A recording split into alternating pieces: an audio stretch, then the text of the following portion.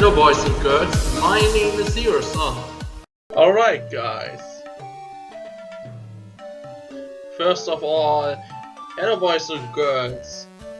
Hiro-sofT is here because he wants to do a live stream as I announced it on YouTube, Twitter, DeviantArt, and this time I thought I would do a Let's Create live stream. So we are in the beginning phase right now, so where I want to check if everything works correctly, if you can hear me enough. There's some background music playing currently because most of the time we won't have music in our game, so we need something else which replaces the music. So I hope you can understand me and the music is not too loud. If there are still problems like lag or something, let me know in the comments. Like, let me know here in the chat if something is awful or you don't want music at all. I just thought with music it would be much better for you guys, because otherwise it will be completely silent. Other than hearing, there would be only my commentary, and I don't know if for some people, I don't know if that's it's gonna bore some people or something, but if the majority wants to hear music doing it, then it's fine. A little bit. Whew, I rushed a little bit because I have thought about a perfect time where I can do stuff like prepare my stuff and such, but there were so many things coming in the way, like I needed to eat something, and as you all know, it's also time consuming. Then there was a dessert. I was like, come on, yes, eat. And it was 5 minutes before live stream start, as I was finished with eating the food. So I don't want to babbling around so much. We will just wait 1 minute more and then we're gonna do it. So I see it is 16:05. So we're gonna start this live stream together with you. If there's somebody here watching this stream, let me just watch once more on Twitch.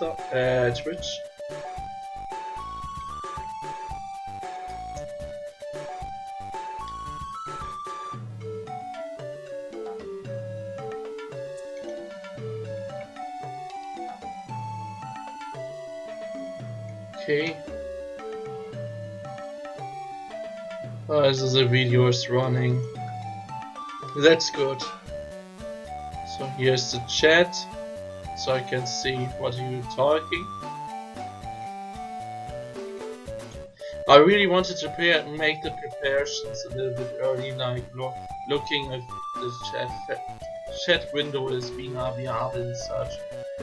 But there came so many in the way. There was so many coming in the way that I'm really sorry about this. But I promise you I will do this live stream to the end, also 20 o'clock. So now what we're gonna do on this live stream is I will mainly try to create a game, like the first bits of it. Like I already said in my YouTube video that this will not gonna be a finished game at that time. Like I won't be able to finish the game now. But this you can maybe think why, because it takes a long time to create a full-fledged game. So don't expect me to do a full-fledged game in the end. We will just do some nice stuff, like some of the engines basics, trying to make one level, but it's really hard to get all of this done in time, so this is quite a challenge for me now, like a 4 hours challenge, how to let's create a game in 4 hours or something. And I think this is gonna be fun. So now I have prepared everything, so here's the wall window, you can see my desktop. I was trying out some things like how to record the window of Game Maker and the game window when it pops up. But the problem was that there was so many things and nothing of that worked correctly, so I needed to record really the whole desktop for it. But you don't need to worry about this, because I hope you can read some of the letters, because I want to explain some stuff in Game Maker as well. I want to tell you guys why I'm doing that in here and why. And it would be really sad if you couldn't read all the text just because it's too small. I try to make it as big as possible without making my computer running out of space. So this video is gonna be much bigger in terms of file size. Yes, I'm recording it. I think I record. Yes. Okay, I record either the separate the video for YouTube later, and I'm doing this live stream, so everybody who misses this live stream can always rewatch the live stream on YouTube. But the one video on YouTube will take some time, so when you follow a live stream, you have the benefit of watching it earlier than the others would watch afterwards. So now it's soon gonna be 16:10, and then I'm gonna start making some stuff.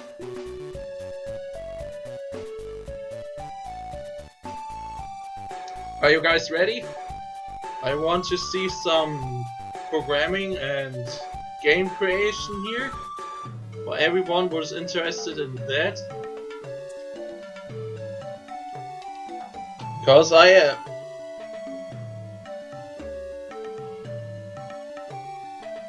And if this is something many people like, I will really want to do that once again when this one is a success.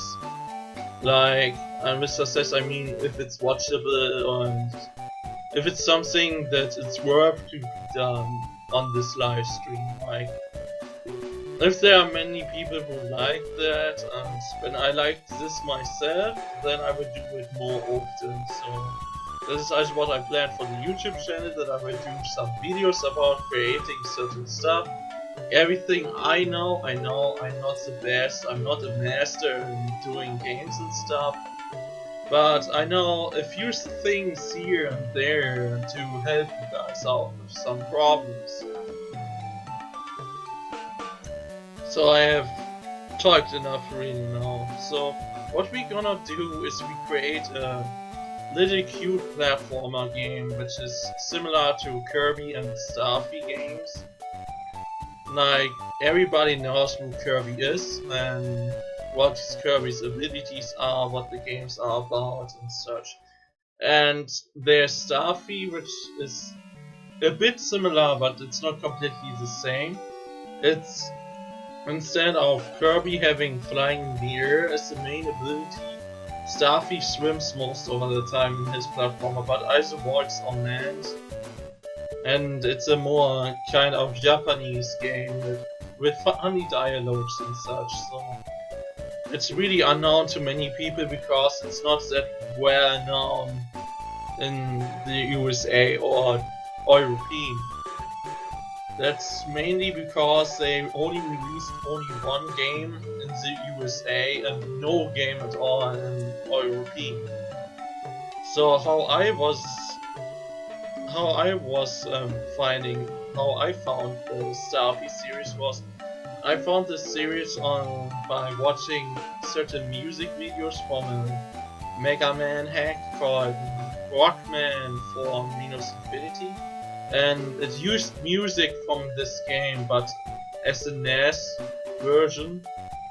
So I was curious, and because the music sounded so good, I wanted to hear the original source music, and there I found the series. And I was immediately really attached to the series. Like, seriously, I really love platformers with the visual style like Starfield and such, because I always think those kind of games are somehow unique in terms of graphics and such. And also the idea of an aquatic platformer is also a nice addition. So what we're gonna do is an aquatic platformer. So I talked enough, let's go. So I already prepared my game maker. So I did nothing. I just created a new file for our project, but this is barn. So we're gonna start with our project 0. And I have my graphics program of my choice called Graphics Gear. I have prepared some graphics. So many of these graphics can be already seen on my DeviantArt account. So I did those graphics just for boredom, because I was bored. I felt bored, and I was like, just do something in order. I don't know. And then I began to draw, and I got this idea with the squid jellyfish girl, and yeah. Then I created those little graphics. Like, first of all, I draw a picture on DeviantArt with different character designs with the Kirby series in mind. So I have already Kirby integrated into this game, also into this idea. This is why you can see like some similarities in terms of enemy design or something. It's cute like Kirby, so I don't know.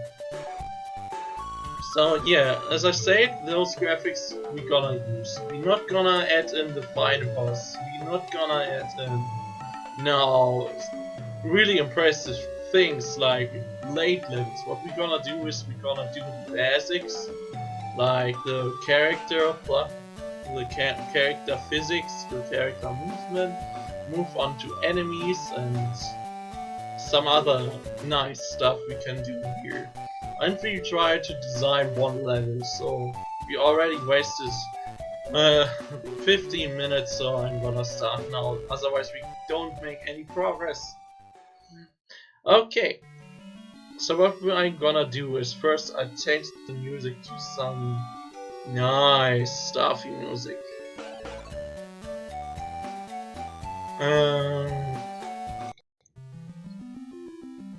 No.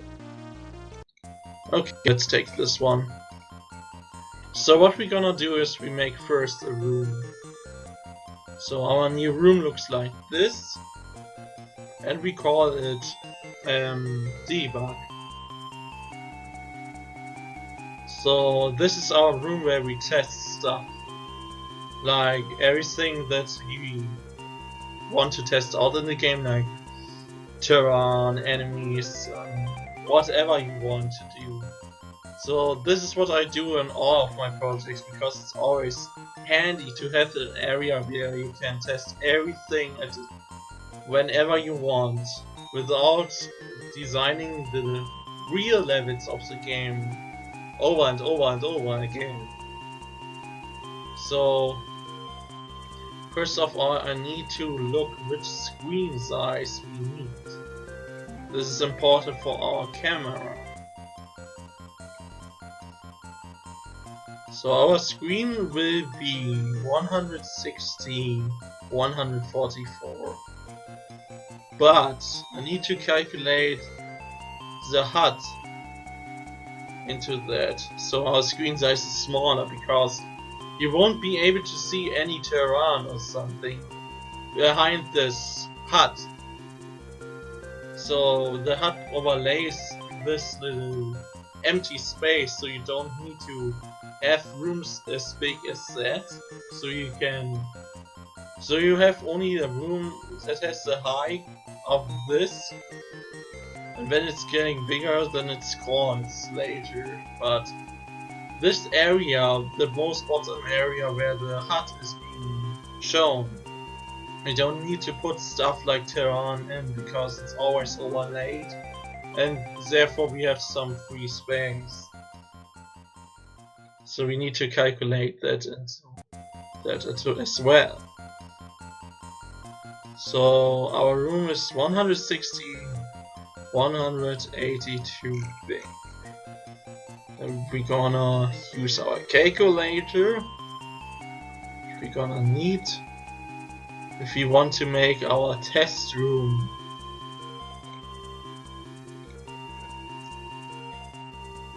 But it's not needed. I know which size this room gonna be. So it was 160. So so that's one screen. And I'm gonna do a background just the same size.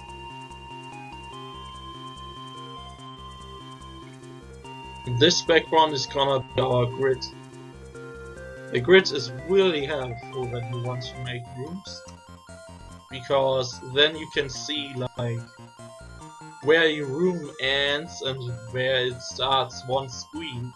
This is really nice to know, because you can then tactically look how you place certain tiles and how you designed the room properly. So now I'm gonna set this background here.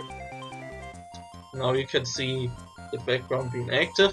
So what I'm gonna do with our test level is I'm gonna do and increase its size by 10 times. So we have not 160 but 1600 width, and the height even the same.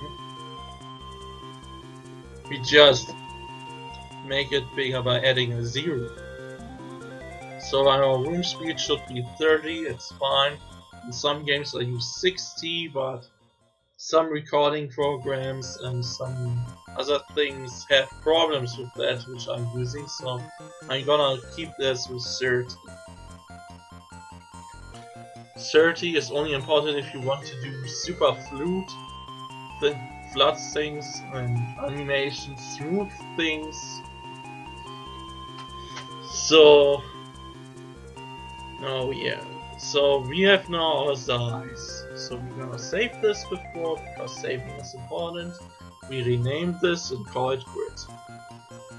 Saving again because I want to save very often my projects, because I have made some mistakes by sometimes not saving my projects, and it happens that I lost those projects. So we should do this more often to be sure. So what we're gonna do now is we're gonna add the tile set. Yes, it's just this very simple and barren tile set right now, and we're gonna add this in for our test room. So its size, we need its size. So that's already correct. Alright then.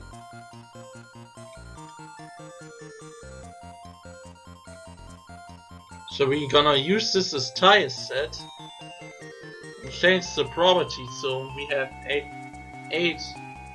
pixels. So it's 8 pixels wide and 8 pixels high each time we're gonna place. This is important if we're gonna map our room.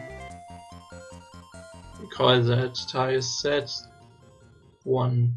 So we call this tile set 01. And now we can place tiles. But placing tiles doesn't mean really that we can place it, it's solid. we need to do the solidity afterwards. So what I'm gonna do first is I'm gonna set the grid so we can place 8 tiles. And here's our first tile. So I'm gonna place this multiple times on the ground.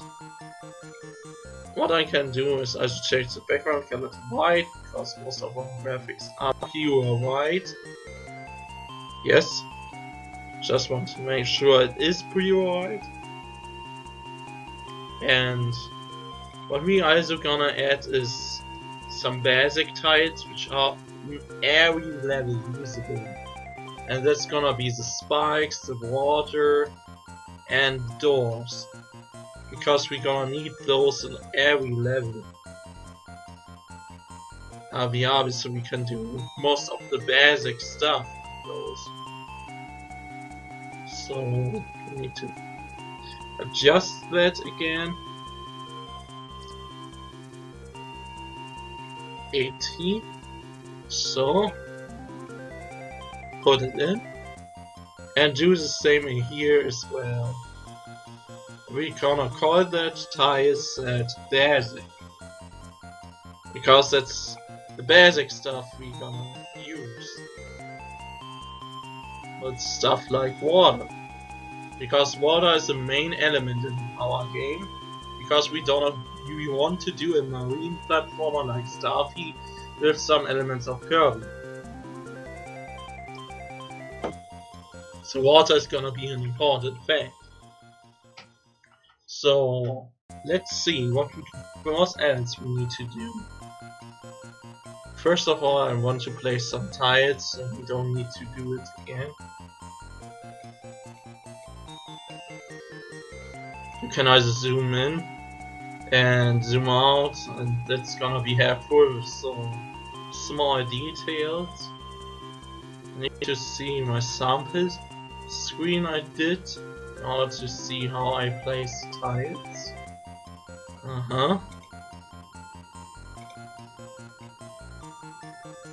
This is the most top one. This is coming afterwards. Smash chat.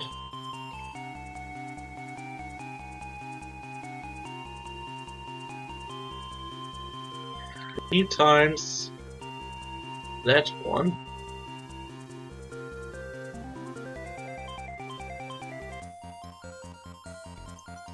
There we go. And then this one comes. And after that, this tile is... Yes, this one comes afterwards.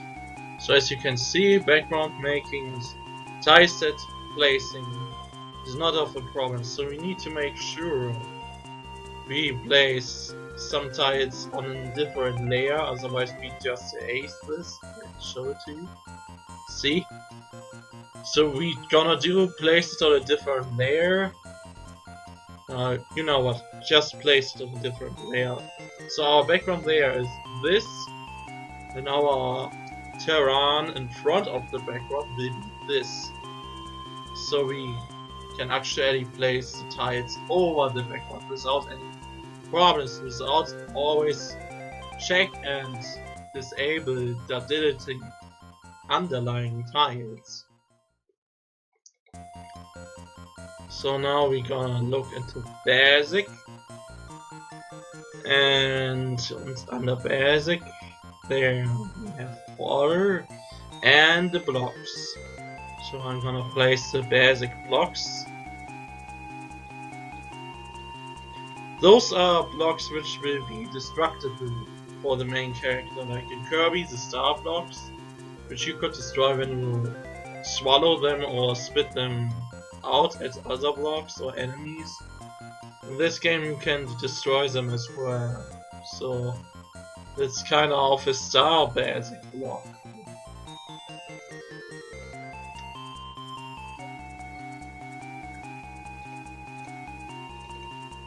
So now we're gonna add a part of the level where we're gonna test out our water.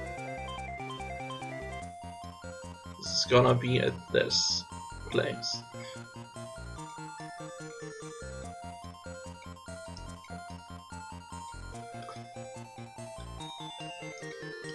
If this live stream feels too... If I feel that the live stream I didn't read anything at all, so I will make the live stream longer if I didn't feel accomplished enough. Like if I didn't get anything to work besides some basic stuff like tiles, which is not the most interesting part, then I will do a longer live stream. Then I will make like 1 more hour or such. Because I don't wanna this be just some little tile placing stuff and such. I mean it's part of it, yeah, but I don't wanna bore you with just that. That's the main reason why I have prepared the graphics. So you can always... So you can... What I'm talking... I don't know what I wanted to say. God damn it. Well... This time I can talk to you guys a little bit, so... As I said in my video, I have now a Twitter account which you can follow. I also regularly post stuff on it, like my progress on Livestreams, my indie game. If you haven't checked it out yet, I recommend you to check this game out if you are a fan of space shooters like Radius, so arcade shooters. It's probably gonna be something for you. I try my best to emulate those kinds of game a bit. So yeah, you can also follow the progress on like DeviantArt. You can find it on Dreamland. Every one of those pages where you can follow the status is on my YouTube channel. So you just need to look for my YouTube channel, and at the very top on the right side there are buttons like Dreamland, Twitch and such, and there you can find those pages. So you cannot miss any information about this game. So yeah, what I basically did in Varisize was I was starting at doing more enemies and stuff because I did most of the basics for the space shooting levels. And the thing is that I have started also in making bosses. And I was trying to program the first boss for the game. And it's really time consuming.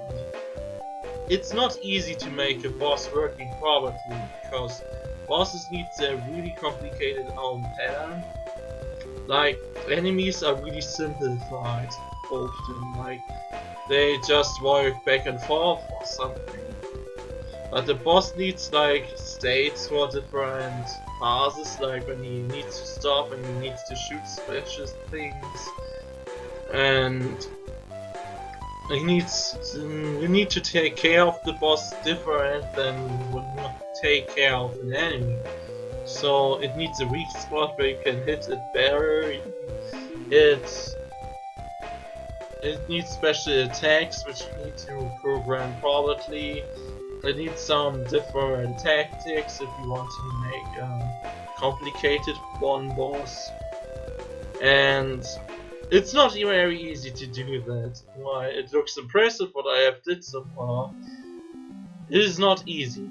But it's tons of fun to do that. I mean, yeah, sure, you encounter some stupid errors and bugs and mistakes, but you're getting smarter. You're getting smarter each time you do that, and each time you progress, everything which you do will like improve what you can do. So I always see it as a challenge and not as something which is stupid or something.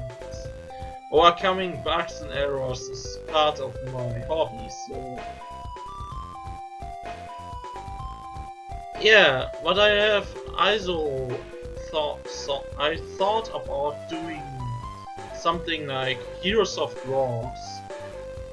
So at one specific live stream I'm gonna draw some pictures, most likely for you guys, so you say what you want to have drawn and I try to draw as best as I can. So this is still a thought, so I don't know if I'm gonna do it, but it's most likely to happen. So this is also one thing that I wanted to say and share with you guys today.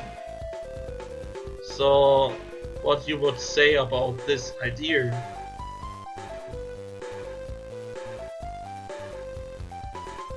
So I think we did some of the basics. We need to add in some stuff later, so we can test it out fully. But first, I think this is enough. Oh wait. Yeah, that's enough. Done. So what we're gonna do now is we import the sprites, like the graphics from the characters, into the HUD, and then we're gonna try to program stuff. That's the main reason why I'm doing this. So I hope I can get all the things now in this half hour, under this half hour, so we can program like 3 hours. So the whole thing is not just sitting back and watching me how to design the graphical level, but as a coding stuff. Because the coding stuff is the interesting part of this live stream right now. So what we're gonna do now is we need to do this character graph. We need to pick this character graphics and put them in and make some specifics. Like I always say, 2 pixels higher than the sprite is high, because then it looks like the sprite is standing on the ground and not somehow exactly put on the ground, but a little bit lower, so it feels a bit more natural. So this is gonna be called SPR for sprite layer idle. And then I'm gonna add a 1 because this is important later. I want to give her an attack, and this attack should be used when she stands, she runs, she swims, whatever you do. So, and this graphic needs to be then 2. So I'm gonna do now the mask. I always aim for a rectangle mask for the player. Like the mask is that where you can get hit or where you interact with stuff. So I'm gonna do it often smaller than the player sprite. Should be even. Yes. And rectangle sprite is probably the best you can do. Some things it's better to do it with precise, but we're gonna do some collision checking and stuff, then when it's precise then it's gonna be a little bit hard. I don't know how I should explain it. Some parts of the sprite won't be touching the ground, for example, as you can see when its shape is precise. There's here those empty spots. That means when she touches the terrain here, here's no collision, so she would slip through until she hits some point with them. She hits something with her collision spots like. So a rectangled one is easier to handle. So we're gonna add an idle. Now for the next ones I don't know if I'm gonna need change the mask, because I'm gonna I'm gonna set up the object having the mask of the first graphic, so I only would need to do that on the first graphic. And when I then say to the object have the mask of that specific animation or frame, then it is for everything. Everything on this object has this mask, so you can't do something wrong. You just need to change one mask and not thousands of graphics. When you have a character with thousands of animations, it's tiresome to do the mask all of them specifically.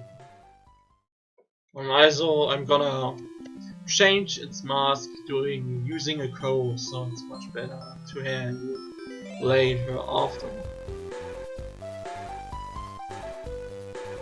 So this is gonna be either B1 because it's one of the either animations.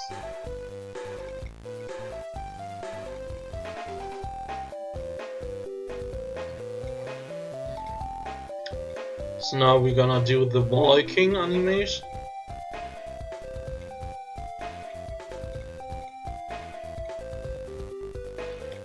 Tone the speed down.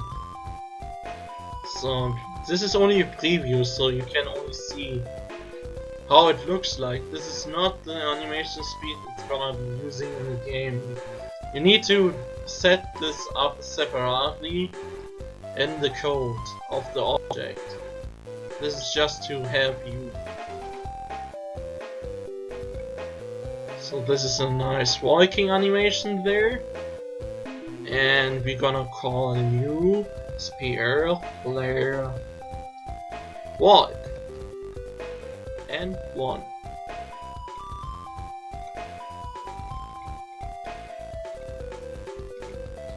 So now this one is for ducking, and here I'm gonna do a new collision mask because our hitbox will change when we duck as we're getting smaller in the height. As you can see. So we need to change that. We need to first look up. That's our size, like 4 or 3 pixels. 3 pixels empty space to the sides. Yeah, and I think then 60 pixels upwards. So it's gonna be a 60-60 sprite.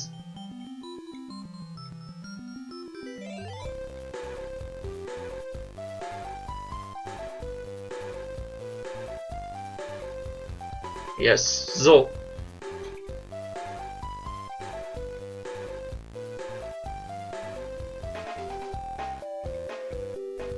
Copy that and call it layer duck. Not the duck anime, but the duck.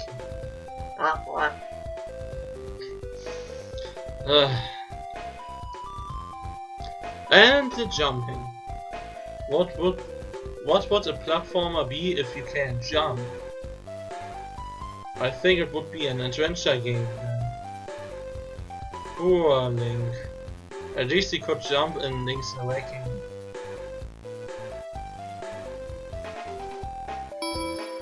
And Zelda 2. Absolutely forgot that. Mainly because the internet does not like Zelda 2. And jump. Whoa, it's my nose.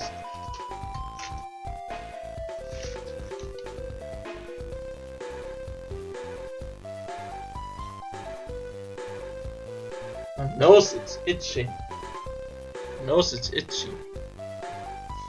I don't know why. So let's see. Ah, that's good. We saved that now. Wait, this one is missing. I highly doubt we're gonna program that in, but it would be actually really nice to have the floating. Because I always love when you are able to float in games or fly. It's always a really nice addition to the game. it gives you that ability. But it shouldn't be that overpowered, and it shouldn't be so restricted either. So this is float. I have no attacking animation for that because it makes sense that you can't attack while you float. Because you have your hands on your head. Wow, my nose is so itchy. I don't know why. Seriously. Whatever. Yes, we're gonna do now the attacking sprites. And it's simple, you can just... Yeah, I could have normally just... What? Okay, I see how it's done. So...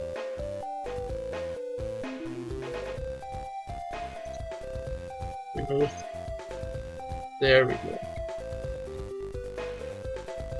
I did the graphics on different layers, so I have first drawn the head, then the body, and the arms, and the legs, and all separated on different layers, so I can sprite the graphics easier, make them look better, instead by drawing everything at the same time. So the proportions, for example, are right, so it doesn't look too much off. So I'm gonna copy this now. So the only thing that we would need to do is to pass the graphic over this, remove the background color, just take its name and remove the 1 and replace it with a 2. So this will give us more time. Speaking of time, I see I'm taking way too much for this. I'm so sorry, guys. But it's an important part of this. When you don't do this, then you can hard begin with the programming part. You would like draw strict I think it was called strict figures, or some other replacement graphics to test out stuff. I do that sometimes, but not often. So now I'm taking while walking. Where's the ace of color? There's the ace of color. This is done.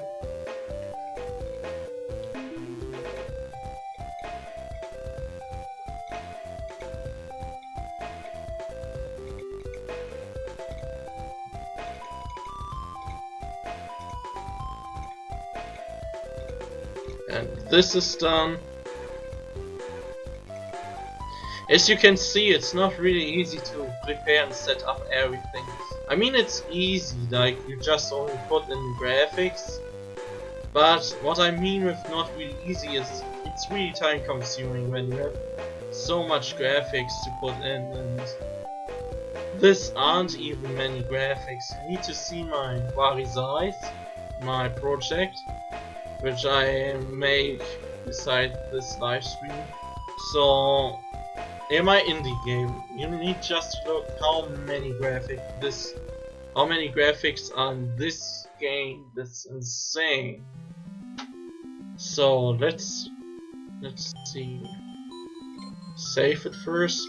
We're gonna make a new folder which is called player, so we can keep track of whatever we have done without losing so much things. And I hate it when this wall bar on the side is so cool when you just open the sprites folder. So you have multiple folders in your system, so it's smaller. So when you don't need the player, you have such a small folder on the side, and when you need something of this, you can just open it.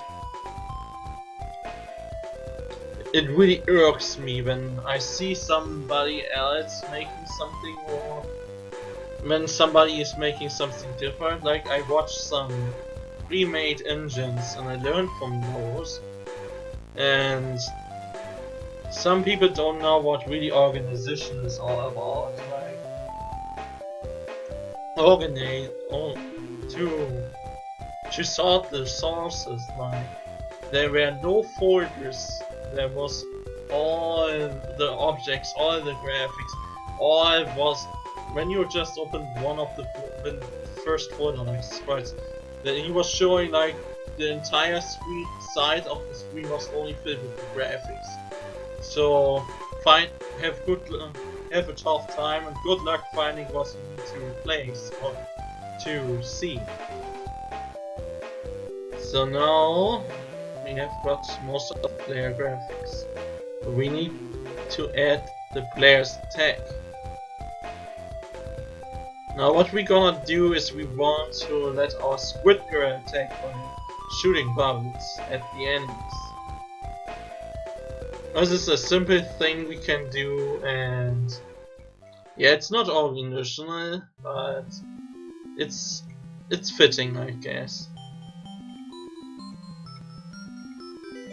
So now we place it in the center and use the maximum size, so we can make the bigger bubbles as well into one graphic.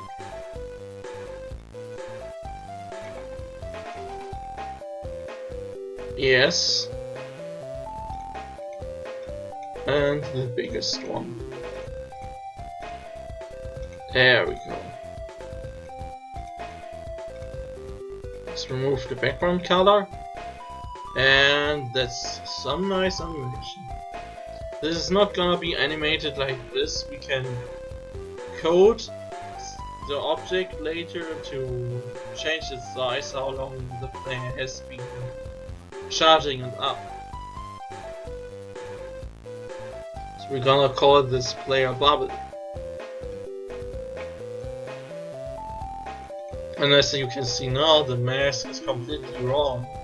At some of the graphics, as you can see, it takes the size of the biggest object. So we're gonna do enable separate collisions mask. So it's not separated, but still here's empty space, and it's way too precise. We're gonna go and use the disk. This disk is at some parts a little bigger, but as I say, when the player has some advantage over an enemy, because of the collisions mask, it's not that much. It would be strange if it would be the entire square, but when the player benefits from it, it's better than when the enemy would benefit from it, because nobody wants making the player mad. Now I'm putting on my sunglasses.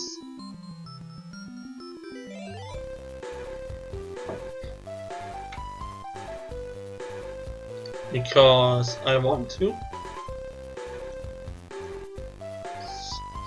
Nobody has been writing in the chat yet.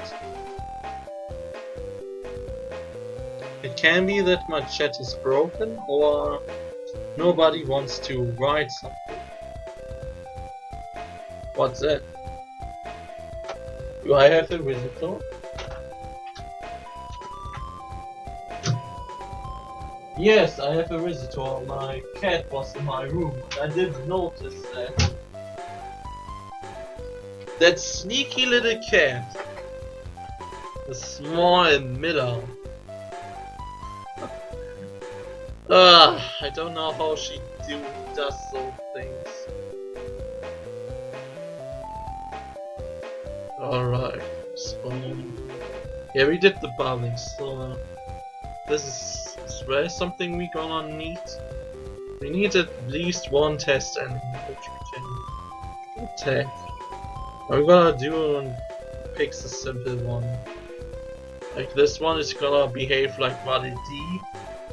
But first, we're gonna make a new folder called enemies. This little guy is then in this folder.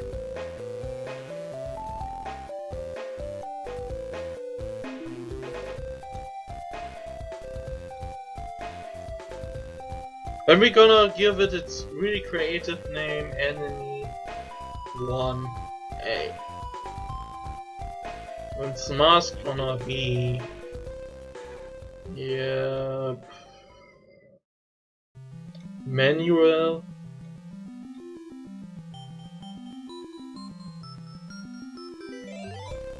Yeah, I think that's acceptable.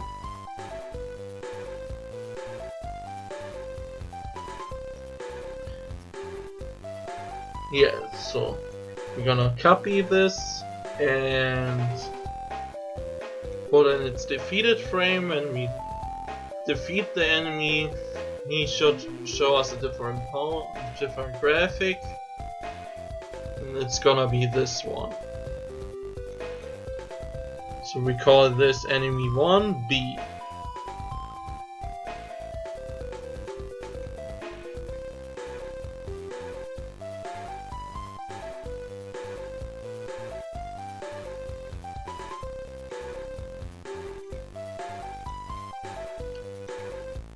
Just make this quickly even.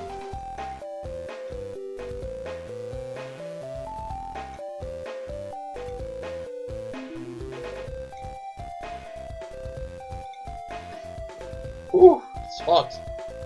It's hot in here.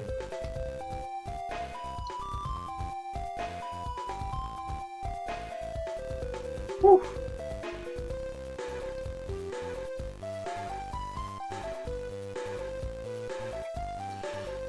Yeah, the first parts of this are always boring, but it's much better when you progress in developing the game. Like, I was really bored at the beginning of doing Rise.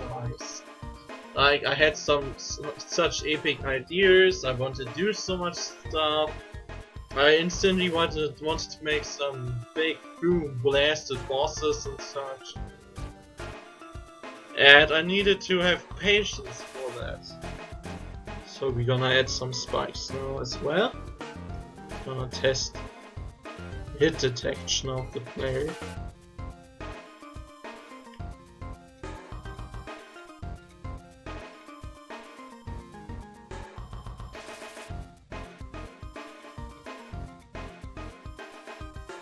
So the music I currently play back, it is one of my favorites of the first half of the game, like Hiro-sofT.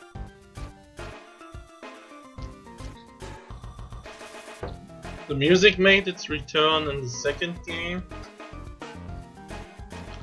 I don't know, for some reason I really like this music track. So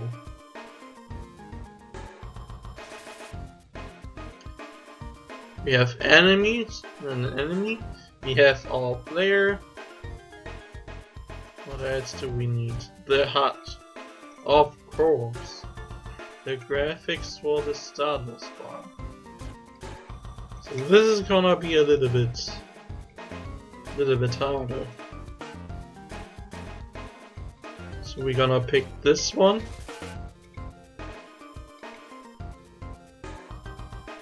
And what we're gonna do now is we're gonna do this.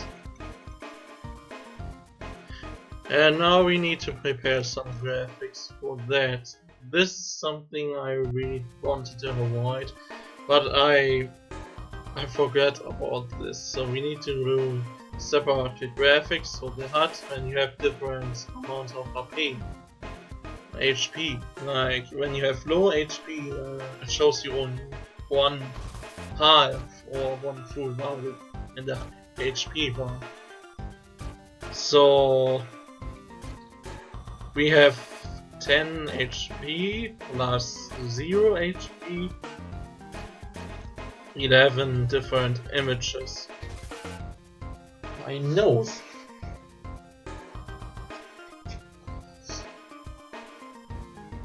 Oh.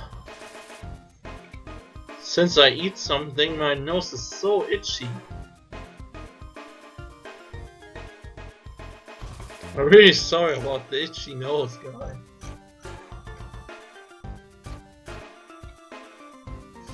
I hope you don't make a meme out of this. And even if you would do it, I don't care. I'm a city boy.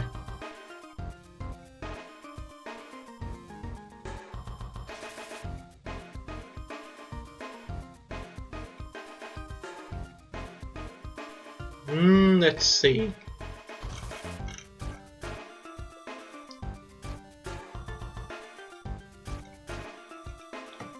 Oh, I need to put down the glasses. It's really hot in here.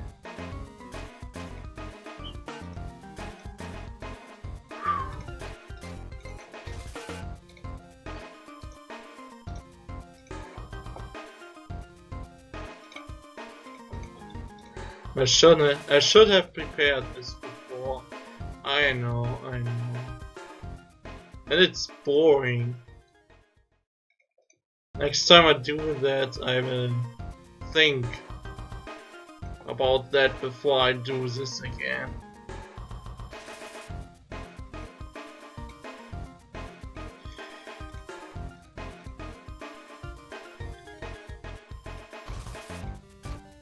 I think we're not gonna do mid bosses and such in this live stream today. For that, the time is just too short. I mean, I just said we're gonna do 4 hours, but in reality you need much more time to do stuff like that. Just take your time. I don't know if I should just cancel the Let's Create livestream and play some game. It's a kind of game, so it's much more entertaining for you. I mean, it makes fun for me doing this stuff here, but I don't know how to feel about anybody else here. So for most of you guys, it's probably boring to see stuff like this.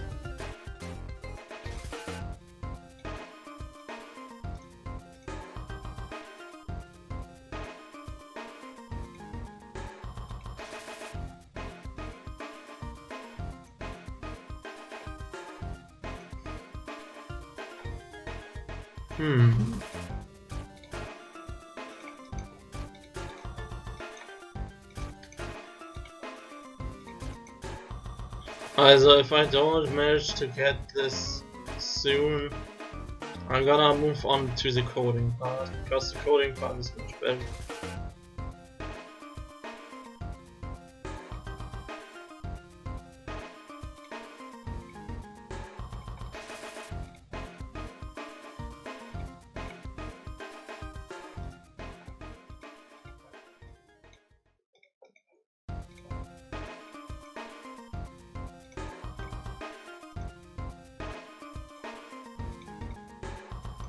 And I'm so sorry that I have so less to say.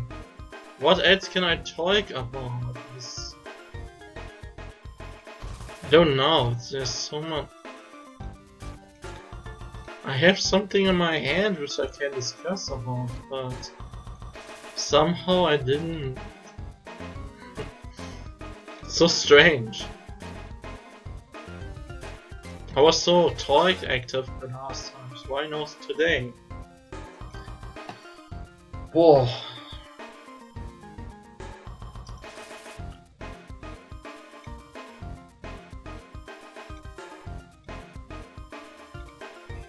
Oof. And it's really hot. I keep saying that, but it's really hot in here. Mainly because of my light here.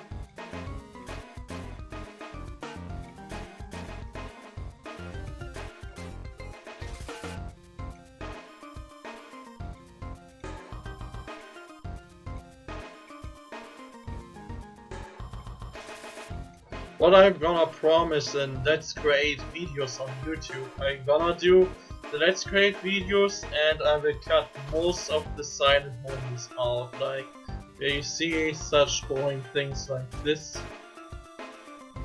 I'm gonna not include those in the videos.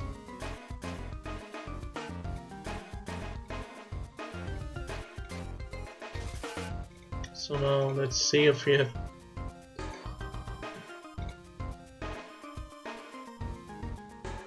Yeah, it seems like. So we're gonna save that.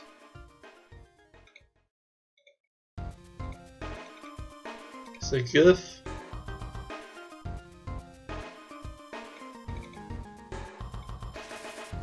And put it in our folder. Just call it one GIF. Yes, it needs to be decreased on chaos, I know.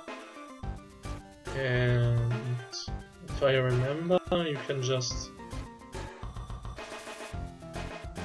drag and drop it here. Yes, okay, that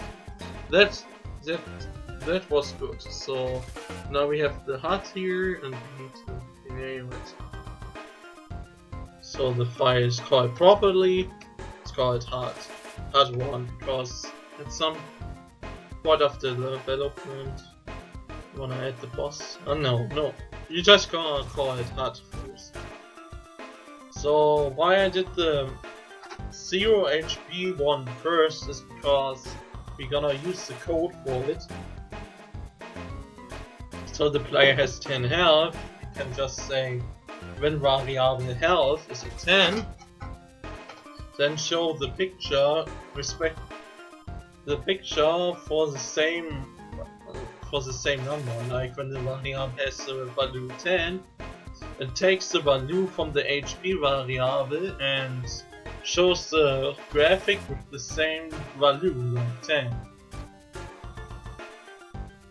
So we have a HUD. Gonna put this into basic.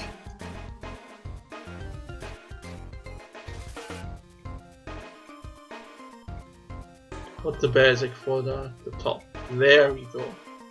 So now we have the HUD. Or at least the graphics for it. Keep that in mind, we have only added the graphics. We didn't do any of the coding yet. So when we want to do the things when we want to make the things working correctly in the game, we need to code them. And yeah, I'm just gonna go simple. I'm not gonna add this order. Or should I? No, I'm not gonna add in the order because it would be a little bit too time consuming to add them. I mean, it's easy to do, but it's always time consuming doing this order stuff. So yeah, we should also we should begin with the characters right now. So we save that, and under basic we're gonna place new object.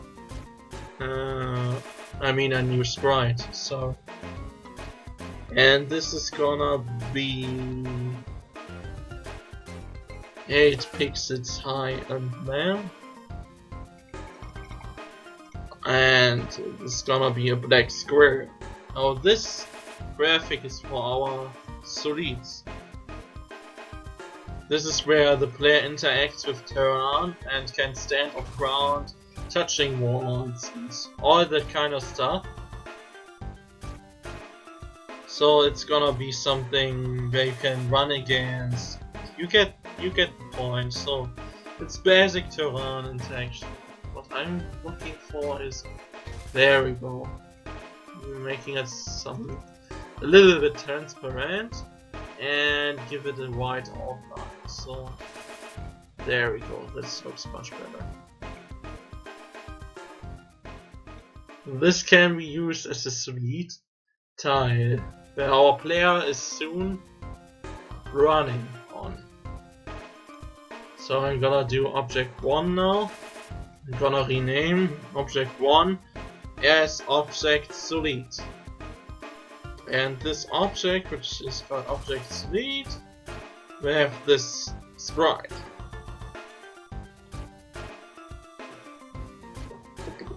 So that's it.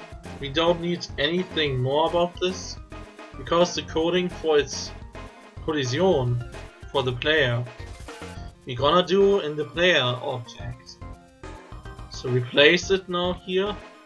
We're not gonna place it on like the blocks, because the blocks are a thing of their own. They need their own solid object where you can run, stat, etc. There we go. Just making sure objects are disabled, and we see the ground tiles. So, and now to moving onward to object 0, because this is gonna be our player object, and that's how it's called, object player. As the first graphic, we're gonna add in this first Edel sprite for the editor to see, and its mask at the beginning will be the Edel mask. So we place it now on our editor. Nah. There we go. Save that. What we're gonna need to do now is we need to enable a view. A view is like the camera in the game. So our camera needs to be the same size as a complete screen. That includes the HUD. So 160 and 144. 160, 144. So you can see the small gap here where our HUD is being placed. Because you can't see this because of the HUD, it won't be looking like this, but it would look like there's terrain, you're under the terrain, your HUD overlapping stuff. I'm gonna add in here as well the numbers, as it's important to make it looking properly. So this is now enabled. This is our camera, which we're gonna program as well sooner or later. Now we have put in those stuff, we can also, first of all we need to disable the visibility for the terrain, so we don't see those boxes when we play. So switch that off. And when we see and test play this thing, you can see here this window. I can max it out so it looks like this. But you can't do much because there's nothing programmed. Like, we need to program the basics of the player, like walking and interacting with the ground. And we need to program other stuff like the HUD. So I hope my program is still recording. I look. Alright. So somebody no? Alright. So let's move on to the basic interaction there. First of all, we need to open our object player once again. So once opened, you have this window. There are events and actions. So what we're gonna do is we add a new event. And this event is gonna be a create event. Every time you enter a room and there's an object placed, and when this object is being created, it will do all the stuff which you were to write down in the create event. Sounds simple. So in this event you need to put in like all of your variables the first time when you want to use variables, so it can later manipulate those and change those so you can work with them. I'll show it to you. So this is now the execute code window.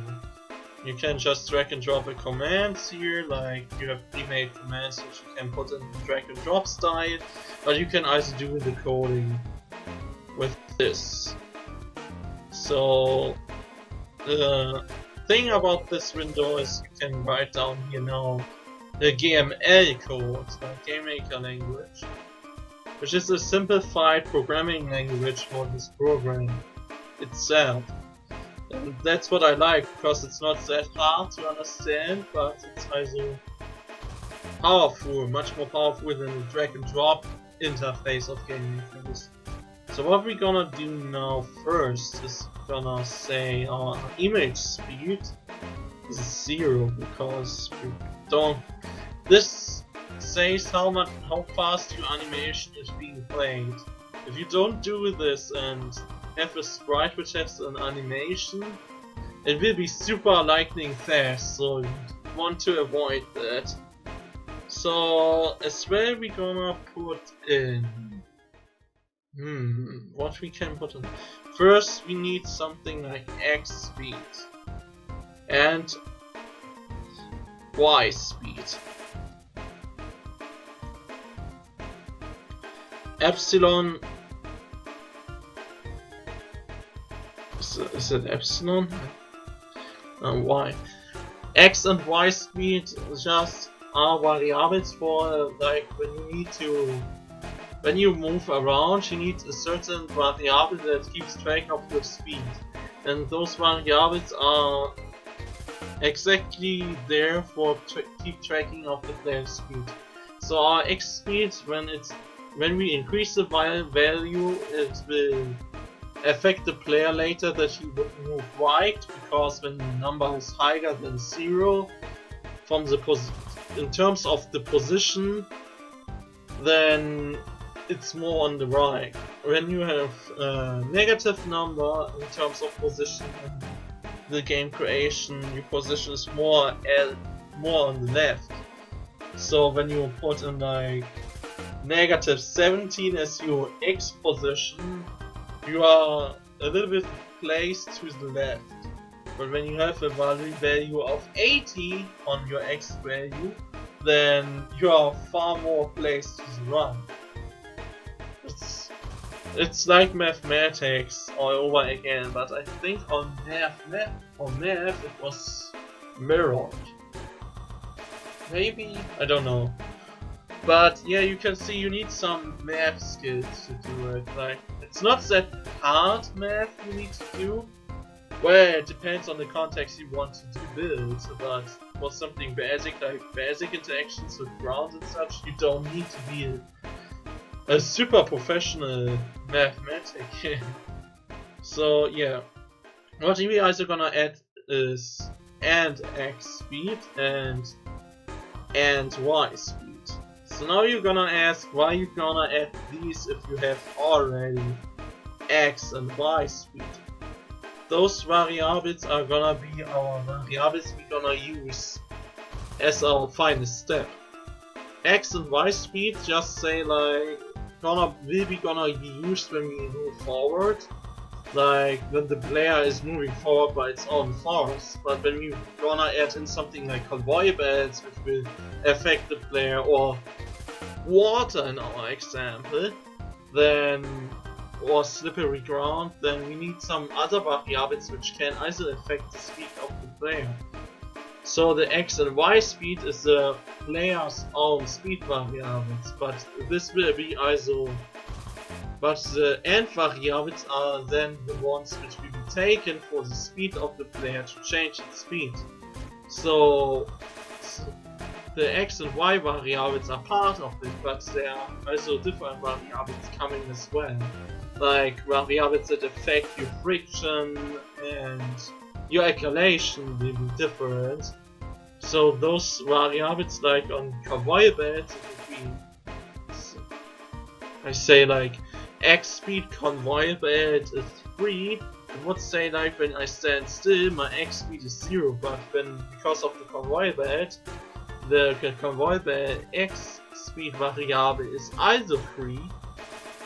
It means the result is 3, and therefore the end X speed is 3, and therefore I move to the right, because that's logical that the convoy belt pushes me forward.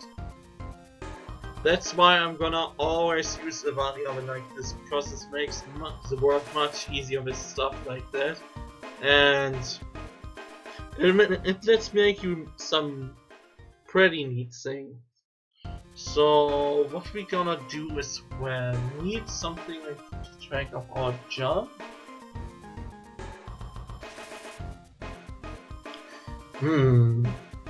I think we're gonna leave this first here. Yeah, we're gonna leave this first. So now we're gonna do a step event. Step means it is something that happens in each frame, like in every time, in each time. Like you have 60 frames per second, you know what that means. In this game we have 30 frames per second. In each frame a step event is being activated. That's at least that's what I know. So this is something that happens every time, every single second or something like that. Or not every single second, but it's much faster than a second. But you know what I mean with that. It's something that happens and happens and happens and happens over and over again. So we should be careful by using this, because when we have too much of those events, then our game will possibly lag. And we don't wanna have lag in our game. But don't worry, this is fine. I also again put in an execute code piece, and then I can also again make something. But first of all, I'm gonna copy those variable names, so I don't need to retype those again.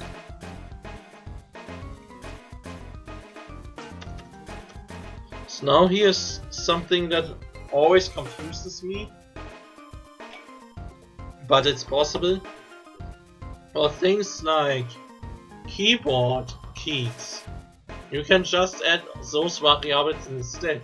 It's like when something needs to react on the keyboard keys, like the direction keys, you can just say key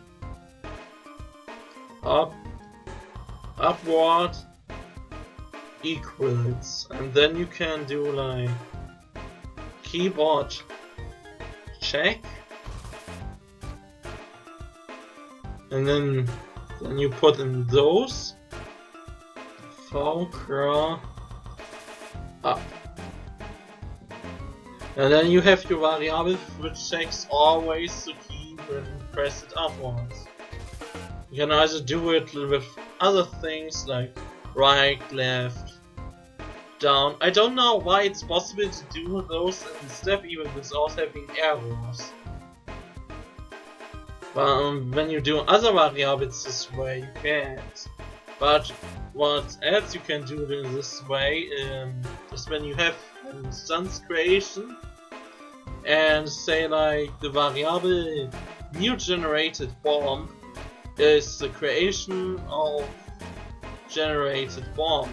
So you have a bomb you want to generate, and you have this instance creation event, and call the variable like my generated bomb, and this equals the generation of an object.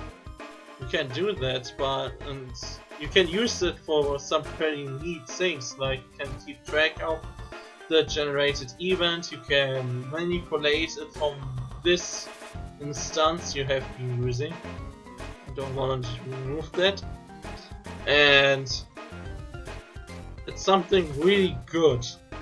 If I'm gonna do a Let's Create Livestream again and come this far, I'm gonna show you some really nice tricks. It's really helpful to have those. So now keyboard left, right, up, down, and we need a key to jump. I think we were gonna go for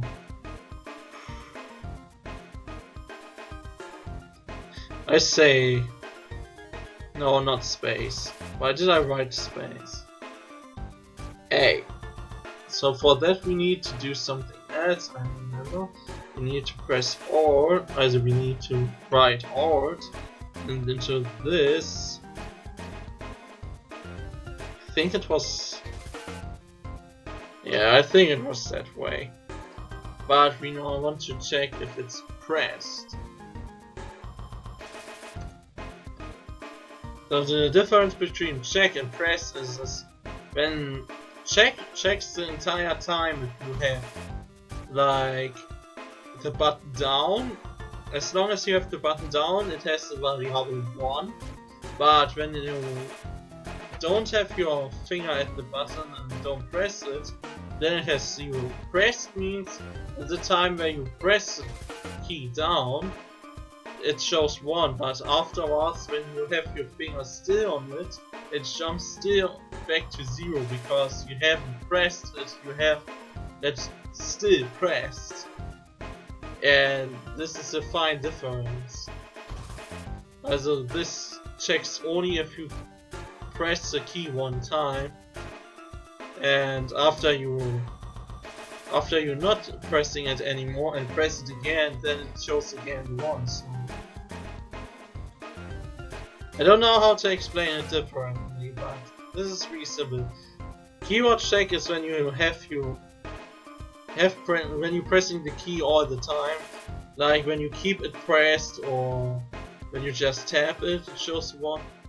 By pressed it shows only the 1 at the beginning when you press the key.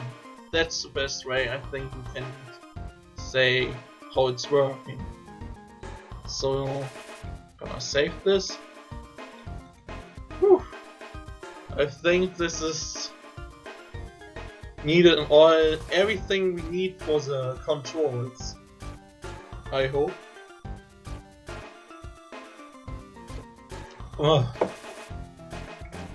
Alright. So I hope we can now move on to the basic codes. Basic movement. Not myth. Movement. There we go. Alright.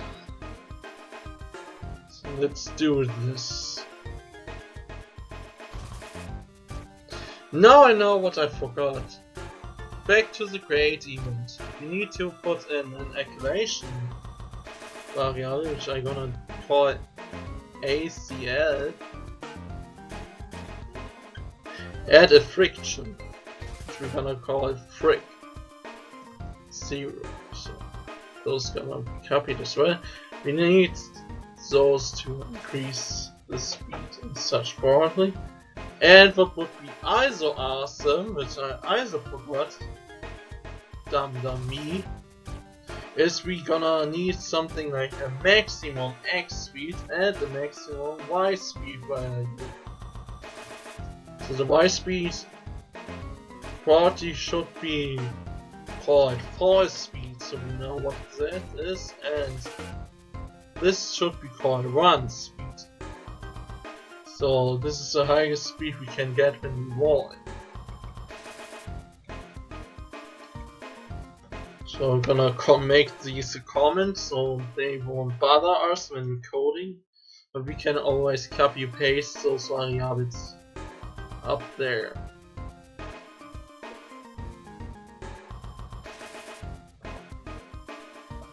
Oh, I should think about replacing my lamp or something in the future. It's one of the older ones which getting hot. It's just getting hot.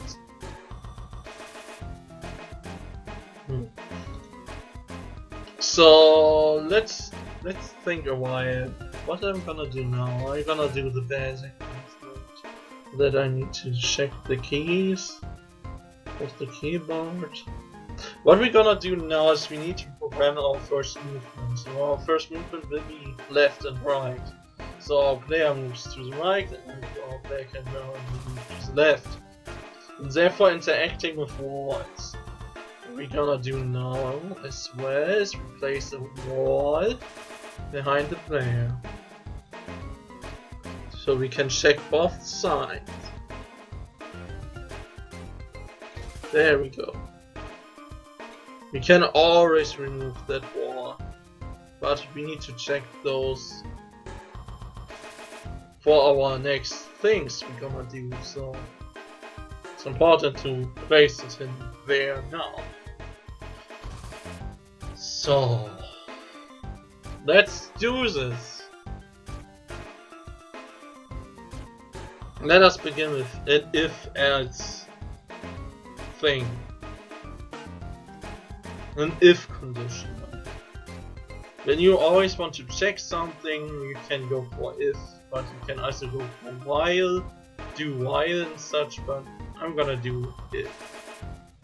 Because it's the most easy one to remember. So if key right, I can just paste the variable here because it will be checking for itself. When it's 1, then it's pressed.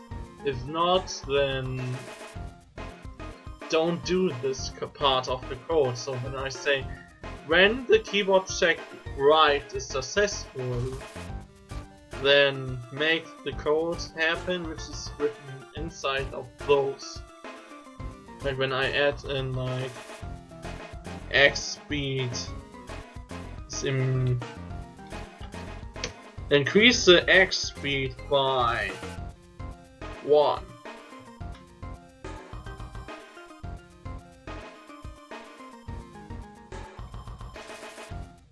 I will do also the same with left.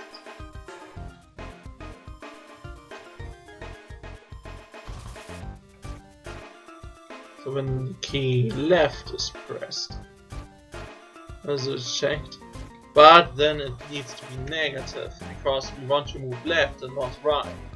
Because when the number is higher, you go to the right. If it's lower, then you go to the left. It's like when vertical, when the number is lower, you go up, and when the number is higher, you go down. It's like math, but I always say that. So, and we need to say when you move right and not left, because we don't want to press both buttons at the same time and then suddenly move to the right. Because the right key one is the one who's first to be checked. So when none of those both is happening, then we need an extra code which is gonna slow us down. This is why we add a friction.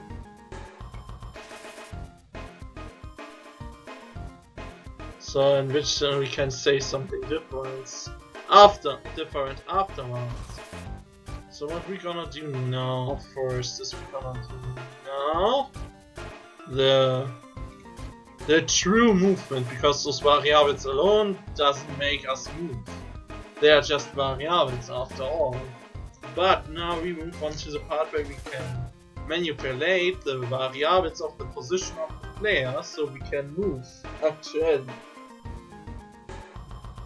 And we're gonna do this by changing its X and Y position by having a nice piece of code which changes that accordingly to the number of our X and Y speed. And this is where the repeat statement is really helpful. So what we're gonna do is, yes, we're gonna do repeat now. This is a really helpful command. It repeats the next parts that many times as the number which I can write down here. But I can't only write numbers here like 17. I can also use variables, and that's why we have an X and Y speed and an X and Y and speed. So this is what we first need to do. X and speed is X speed, and Y and speed is Y speed, because we have not anything else. But in the end, when you have something else, you can always add it together here. So it will be all calculated into one single big variable, so we can use those then to change your speed on different ways. Like I said, on the convoy, standing on the convoy belt, or being moved by air or something. So we're gonna do repeat, and we're gonna repeat the absolute. That means when the number is negative, it will be a positive number, and when it's positive, it stays positive. So we have a amount of times we can do, because we only want to write down and X speed, then it would be a problem because it cannot repeat something a negative amount of times. That's not possible. That's lower than 0, and you can also not repeat something 0 times. Then you would just ignore that code, and that's not what we want. So repeat the absolute numbers of egg and x speed. So I'm gonna do those two, and then we can add in the next part of our code in between here. And that's gonna be if my and x speed is smaller than 0.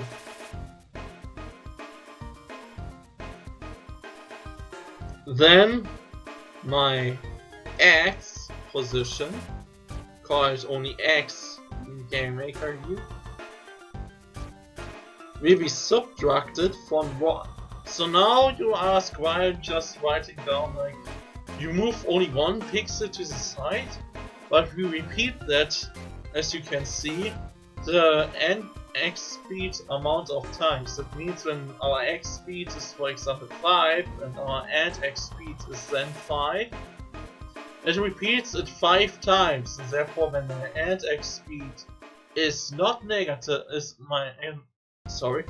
when my x speed is negative, which is smaller than 0, then my character moves to the left. And yes, you guessed right, if you want to do the same with the other direction, you're gonna do it, if it's bigger than 0, then add 1 pixel. That's so simple as it is. We're gonna add in an L just to make sure you can't do both. And the same we're gonna do now with Y speed. So we can just change the X, or we can use this little hair to search. Oh, I'm stupid. There we go. You can use this and just change and replace always the letter X into Y. So you can see now we have changed this as well. So let's go check out how it looks like when we play it. See, we can move, but we move really slippery as we would be on ice, and the camera doesn't follow us. But the camera we need to program later. Wow, keep Hiro-sofT, stop skating on ice. Okay. As you can see, we need to do some adjustments, but the basic movement is already in, so she still does not interact with walls, that's true, and she's really slippery. But now we're gonna do is we're gonna add the acceleration and friction, so she slows down, it's not so slippery as she was running on ice like the freezers. And we're gonna do as well, we add acceleration, so it feels more natural when she is getting up speed. And also we add in the maximum running speed, so she does not run infinity fast. Like at the current time you can run and you get faster and faster and faster and faster and don't stop getting faster. You will get Sonic fast and even beyond that, so we want to prevent that from happening. Otherwise it can be really problematic for the player to keep track of his character. So yeah, we should do that. So what we're gonna do first is add the acceleration, because I think that's the easiest thing to do. So what we need to do is just put in the variable in here, where we just say increase it by 1, and then we can say increase my acceleration by 0.5, that means in half. And now we have a problem because it has some problems when it's called p half, and then so much times, and how I repeat it, we can do that, I think. We're just gonna do and round the speed so it looks more natural. Now why I'm gonna round it is because when the speed, for example, or you know what, I'm gonna decrease the speed a little bit to 0 to 5. So that would mean like if my speed would increase by 0 to 5 and I have 0 speed, then it would be still 0. But when I reach 0.50 speed, it will be round up to 1. So, but it needs still to counting up to reach the level to be rounded up to 2. So we have we manipulate on that way how fast we reach our end speed. We still having this variable, this organizational speed, like our speed is 150, but it's getting round up to 2, so... But afterwards it adds again 0 to 50 on this, so we have 1.75 as a 1.75 speed, which is also be round up to 2. You see what I'm trying to do? So we don't gonna increase our speed that fast, but we increase our speed a little bit slower pace, so we will not be instantly super fast, but we will increase our speed over time, so we are not instantly that running fast. It's much easier to explain when you see it, when we gonna try it out. So I hope this works now.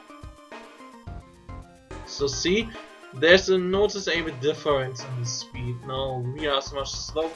We are accumulating much slower than we would accumulate when we always getting one speed up, like adding always 1 at the variable. But because we have now such a small number, we accumulate much slower. And this is how you can either do it, like manipulate it when, as you would slip on ice and such. You can manipulate the accumulation variable and set its value much lower than before, and then you can make it so that your character slips on ice. So that's something really interesting to add in when you give your player a challenge to some frozen level or North Pole or ice stage when the ground is frozen solid and you need to jump really well at some places.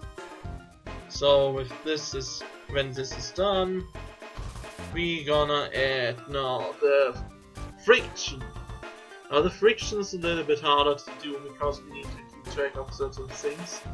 So what we're gonna do first is we need to check if our speed we have is positive or negative, and therefore the friction needs to decrease or add a certain amount of the value so many times until it reaches 0. So we, otherwise you can say it adds the value so many times until we stop.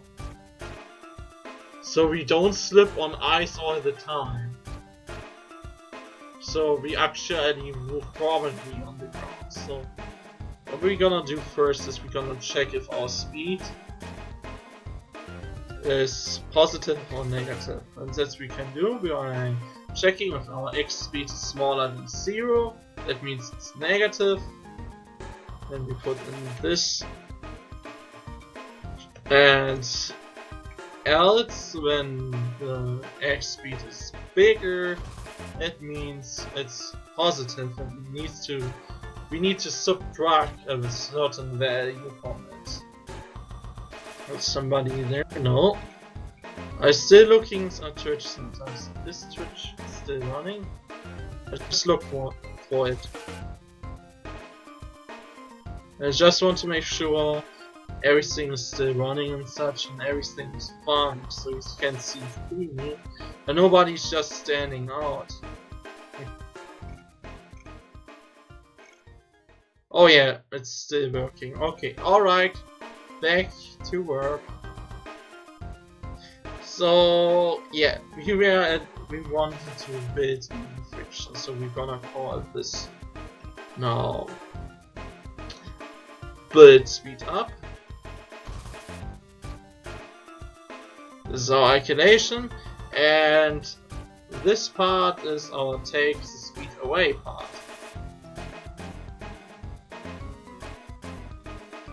So when we don't press right and we don't press left at the same time, or we press both buttons, we don't want to move, so therefore we need to decrease or increase our speed so it reaches 0, so we make our character stop. So when our X speed is bigger than 0, then we need to subtract the friction from this value, like X speed subtract equals the friction.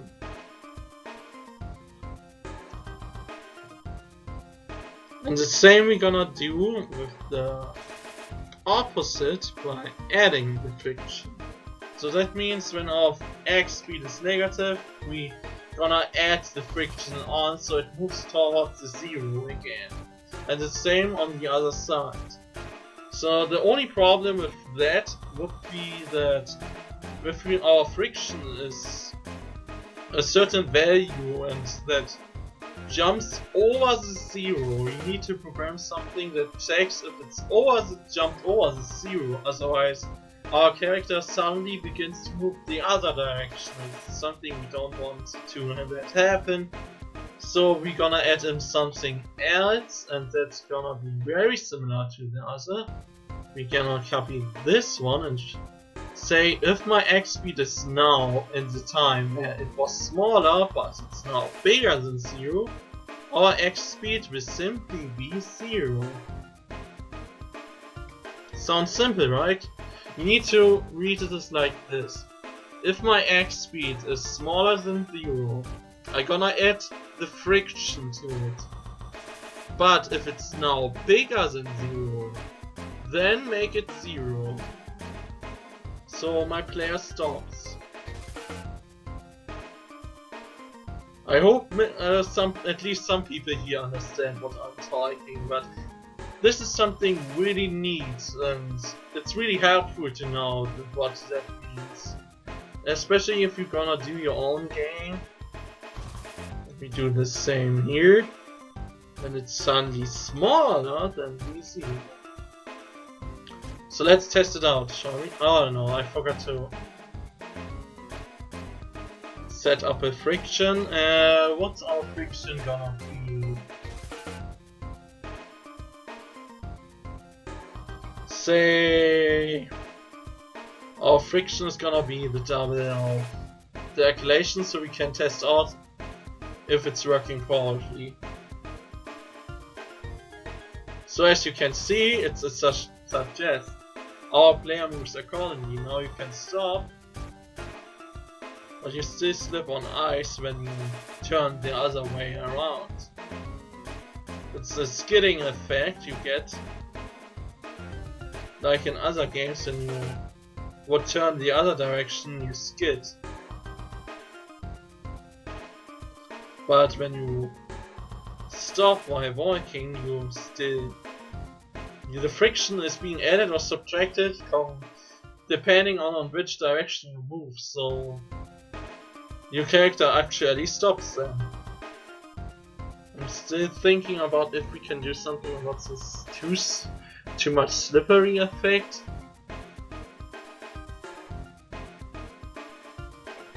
I think we can do it by changing this here. So the friction is being added as soon as we move the other direction around. So let me think about this. Maybe we can do it much better. And that's the case of this live stream. We want to do good stuff. So key is right, then and this I'm gonna experiment a little bit So this needs to be equal 0, otherwise we won't be able to move when we stand still. So let's see. Ah, that's so much better now. Can you see? Can you see it? That's some nice movement now. What I just did is when my X speed is higher or equal to 0 when I run to the right. So when I press right, then I run to the right to get the acceleration. That means when I turn left while I'm running to the right, my X speed is still higher than 0. And for walking left, also getting the speed for the left running, I need to like have 0 or less than X speed. So because of that, the acceleration is not being added, but because we did those else statements here, which is being activated when none of those both can be done, that adds the friction before it adds again the acceleration. So what you're gonna do is when you walk right and want to turn left, the object stops first before turning to the left. So this is something that feels really smooth and nice now. That's something I'm really happy about. I did that in front of the whole audience here. That is better than I expected. So what we're gonna do now? We can also now do the interaction with walls, which will be a little bit harder, but I already know how to do stuff like that. Maybe we should do also the camera. Choices. There's somebody in this live stream which I know. Can somebody write something in this chat window? I would be happy to see somebody writing there. So I know the whole Twitch page is not destroyed or broken or something. I'm always afraid that suddenly my Twitch page is broken. Oh crap. I'm so sorry for that, guys. I didn't saw that. That was something I was afraid and it happened. Oh shit, that's not what I wanted to happen. Oh man, I hope it doesn't destroy all my room.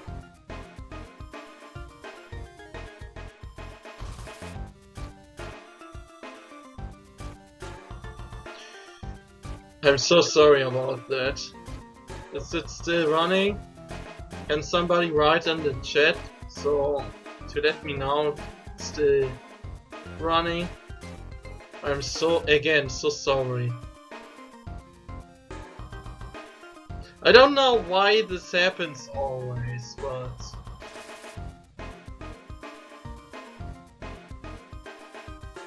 something I'm really ashamed of.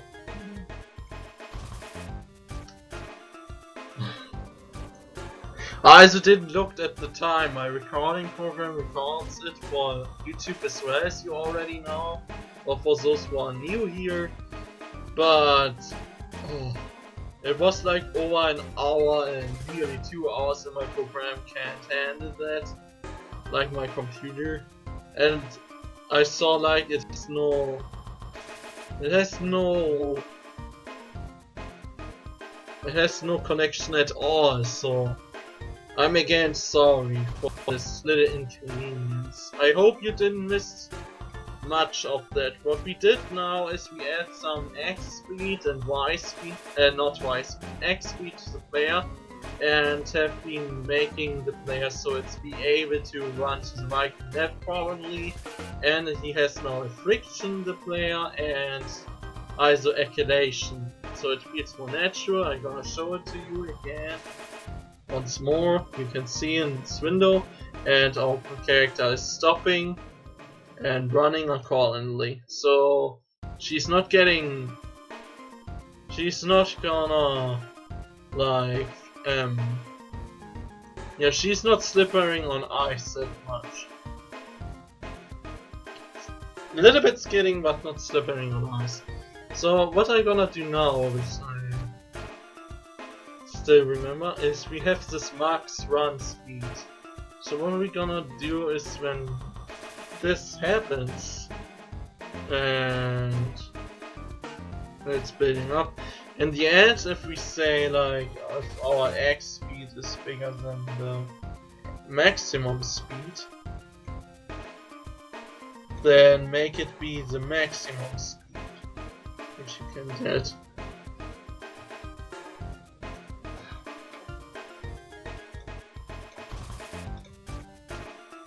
I'm still very sorry for the little inconvenience. I promise you I won't let this happen again.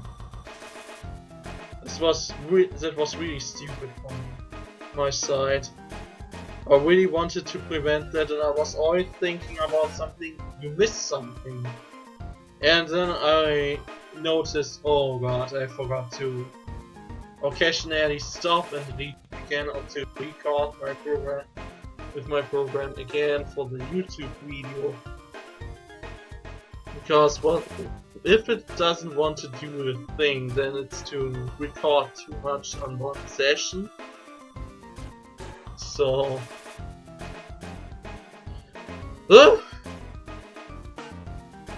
So what we have done now is when our X speed is higher than the maximum running speed, then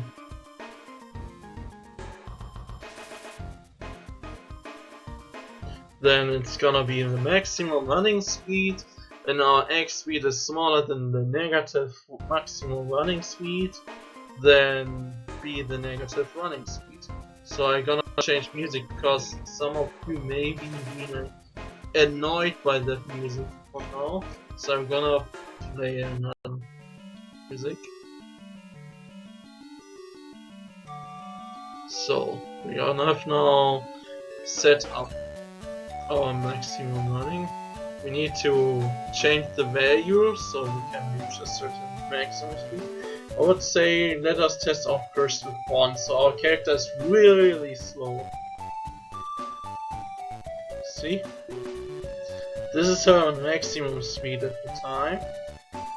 We can change that now to like 4. And now you can go fast, you can get faster.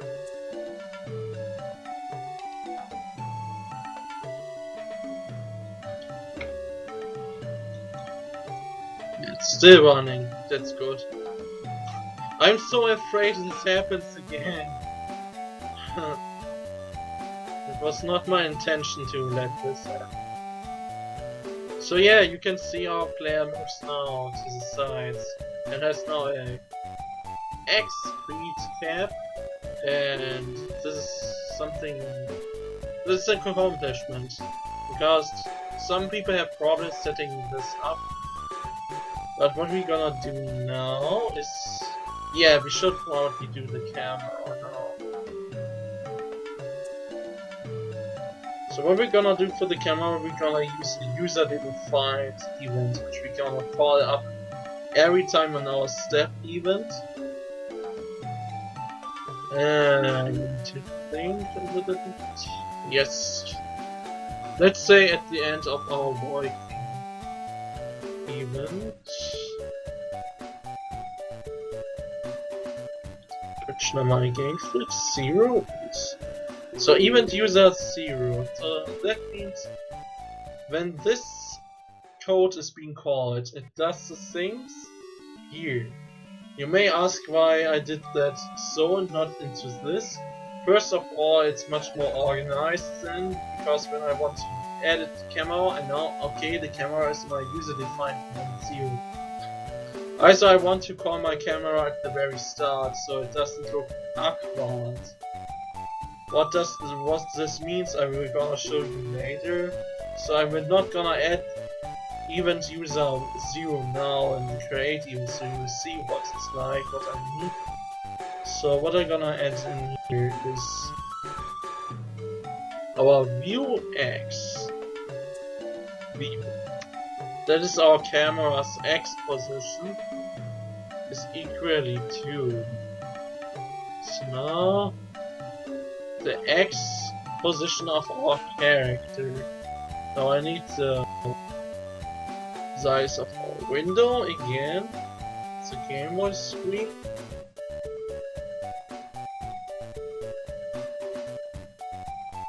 There we go.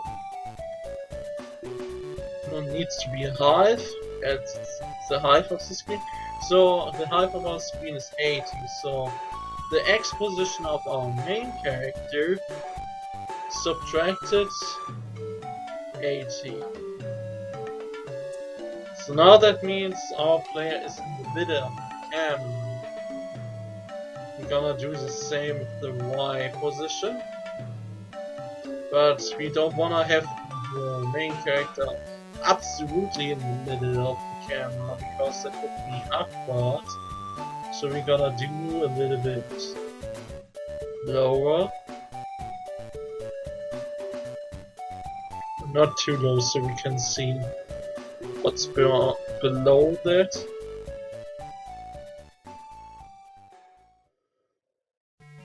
Oh, I'm gonna do in the middle. I don't know, I'm not sure, but what I do often is not exactly going to be the middle, but a little bit more so you can see what's above you. Just let us make 80 as well. So Y position is 80.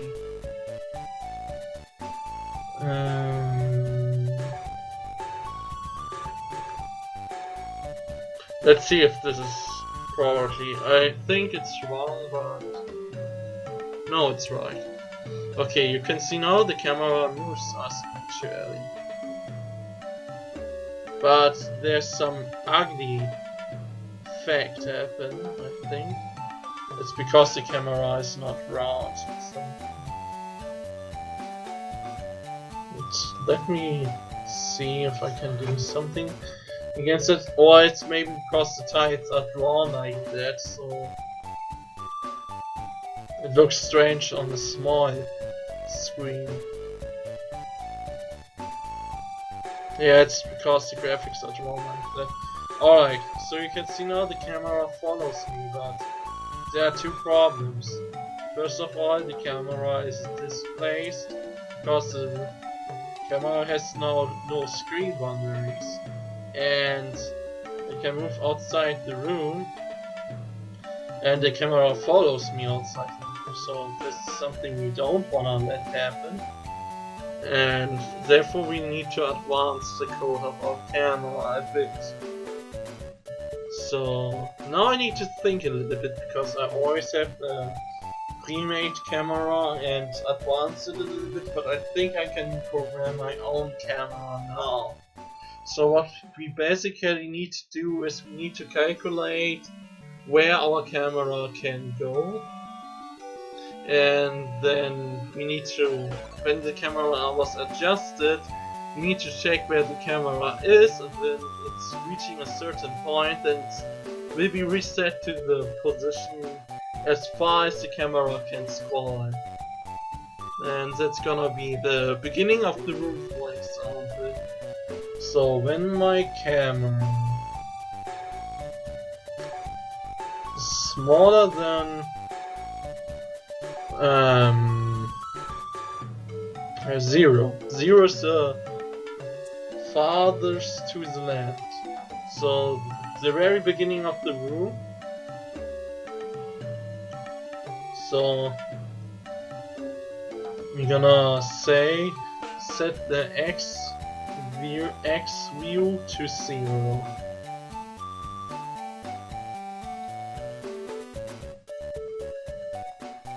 Now it should not be able to follow us out the screen to the left, and as you can see, I'm right. So now the camera does not follow me outside the room, but follows me the other way. What we're gonna need to do now, that's why I need to make the room smaller, because I don't want to run ages, or I just make sure that I will know where the end is. I need my grid.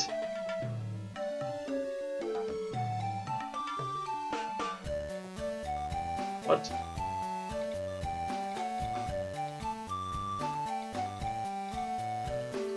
I think I broke it.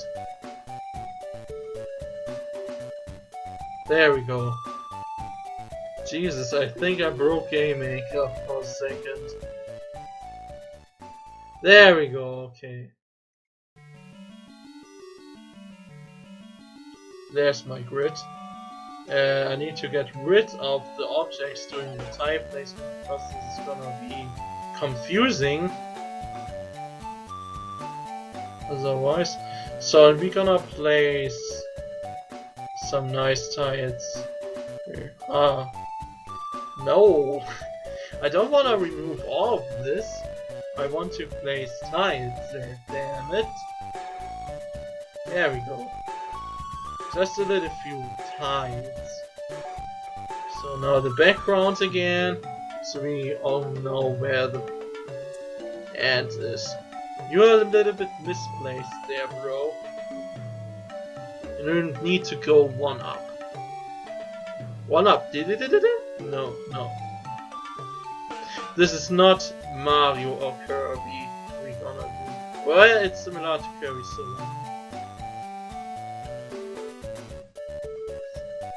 at the background. Yeah, there we go. Nice little background.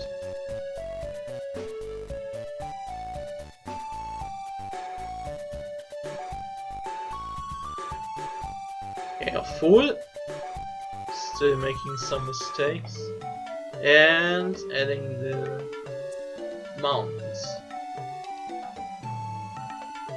Add those here.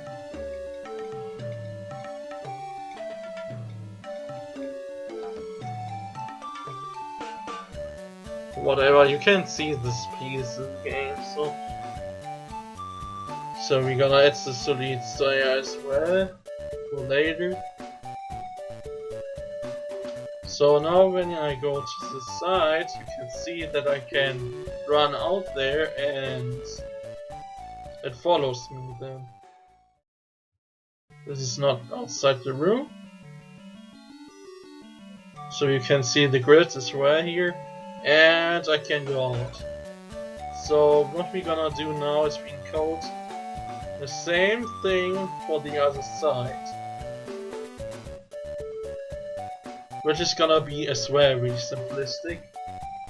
So what we're gonna do is when X view is bigger than, this is something we need to do, room width. That means the size of the room horizontally, but you need to subtract. We need to subtract the screen size from it, because the screen is always placed on the upper left, its position. So we can say when it's small, when it's bigger than the room size, because then the camera would be already outside the room, so it would be already way outside the room. So we need to subtract the size of the room, so because of the camera. I will gonna show you what I mean. So what we're gonna do first is we're gonna do that, so I can show you guys what I mean. When you say when it's bigger than the room width, then go to the room width. That means the size of the room in terms of the horizontal axis. So now you can see I move. And when I come to the end, I can still move, but only one screen. So now what we're gonna do is we need to subtract the size of the screen one time, because the position of the camera is always at the top. So I need to look up my program. There we go. Alright then. Now that it crashed again. So yeah. So what we're gonna do now is we subtract the game screen one time from that, because the camera, as you can see, is always positioned at the top. when my camera's position is 0 and 0, it's been on this position, so you can only see this part of the room. So we're gonna need to subtract now this size from the room width, so it will be adjusted so it's not stopping behind this, but it stops here. And for that we need to know view width, I think. I use view width. I have sometimes really big problems with the width, like view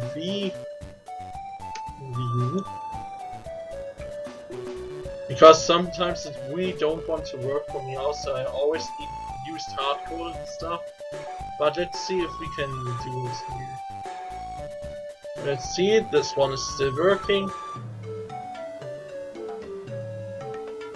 And we move forward. Now let's see if it's working or not. Hey, it worked! That's cool. So we did this really efficiently now. Because the way how I coded it now, it means the room can never be smaller than 0 pixels. This is impossible. Like, a room with 0 pixels on one of the axes is no room. So this is the smallest your room can ever be. So there's no need to change that, but it can have a different size, like to the right and to the bottom. So those always change. And in order to not write down for every single room and hard-coded one, just gonna use room width and view W. I'm sorry, it's called W in English. German is my native language, so I always say V to W. But I'm trying not to keep that in mind. Okay, again, room width subtracted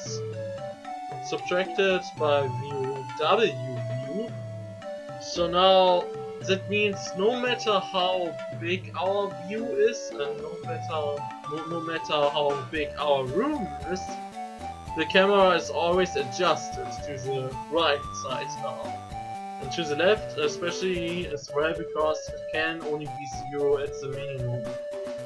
Other than you want the camera to go out of the screen. There are some moments you want to do that. I did that like with my game Varisai,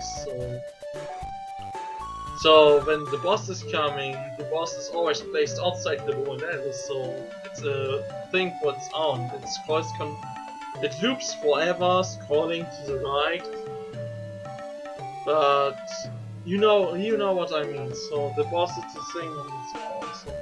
But this is now Lira Lee's legendary dream reward and not very nice. So let's get move on and keep on now with the Y camera. What we're gonna do is we're gonna change a few things, like the X again into Y. There we go. And now the V we need to go and change to the H. And width needs to be changed into high. No? Oh, of course. Yeah. High. Yeah, that should be working as well, but we're gonna find this out when we have our collision ready and our jumping. Whew.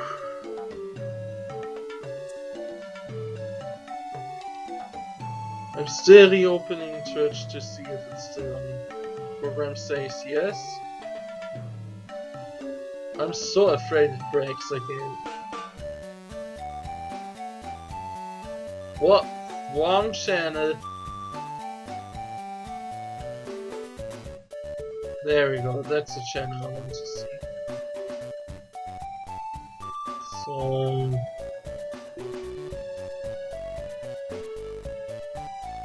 what I'm gonna do, I need to go to my dashboard. Ah, damn it! That's my lockout. I'm such a city.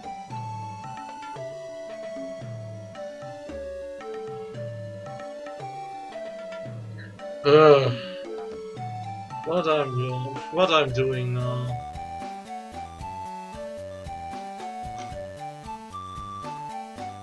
So, and I need you.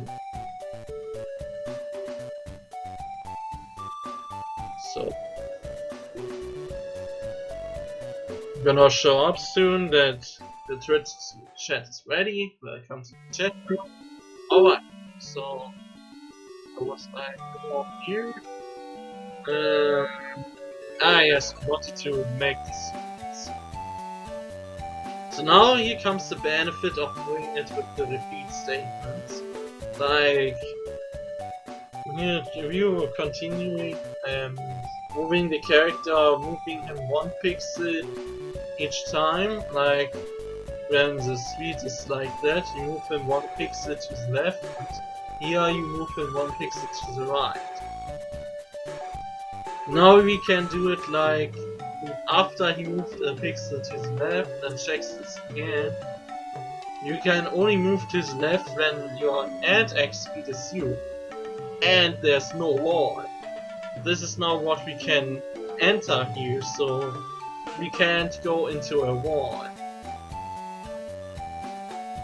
And now I need to think of why, because there were 2 different commands, I think. One is called instance place and one is called instance... What? This again, I don't know why it happens sometimes, but it says always I have an USB device. And I didn't do anything, it just happens randomly, so strange. What I was... oh, yeah. So here's instance place or position. I think it was place what we need. Because place and position are 2 different kinds of commands. I think position was only, it checks if the instance is on the exact same spot from the X and Y coordinates. Like, if my X and Y coordinates are absolutely the same as this other object's place. Instance place checks if its hitbox is being hit or something in this particular position you're gonna check. So we're gonna check if instance place is in our X and Y, and this object is gonna be solid. But we're gonna need to do a few adjustments. But first I'm gonna copy this, this, and add it to this. So now we have these basic, so some templates. And we're gonna change those a little. Like, here I'm gonna check the pixel to my left where I want to move into. So I'm gonna subtract 1. So checks the pixel on my left, and if there's nothing there, then I move there. But if there's something, I'm not gonna move to this place. I need also to put in some exclamation marks, I see, because that means not. No matter what it says, like, when there's something there, then do the code. But you can also add an exclamation mark in front of commands to reverse their effects. So, you can make out of a statement like, if it's true, you can make it, and will do some code when it's false. So, this is why you need to put in the exclamation mark, you know, because it reverses the result. So now here needs to be the pixel check to my right, here the one above me, and here the one below me. So now we can check it out by test running it again and see if it can work through the wall or not. and I can't move at all. So this is a problem. Oh, I think I know why.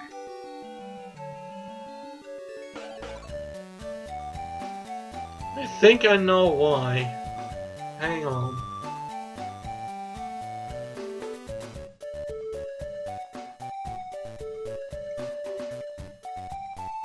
There we go.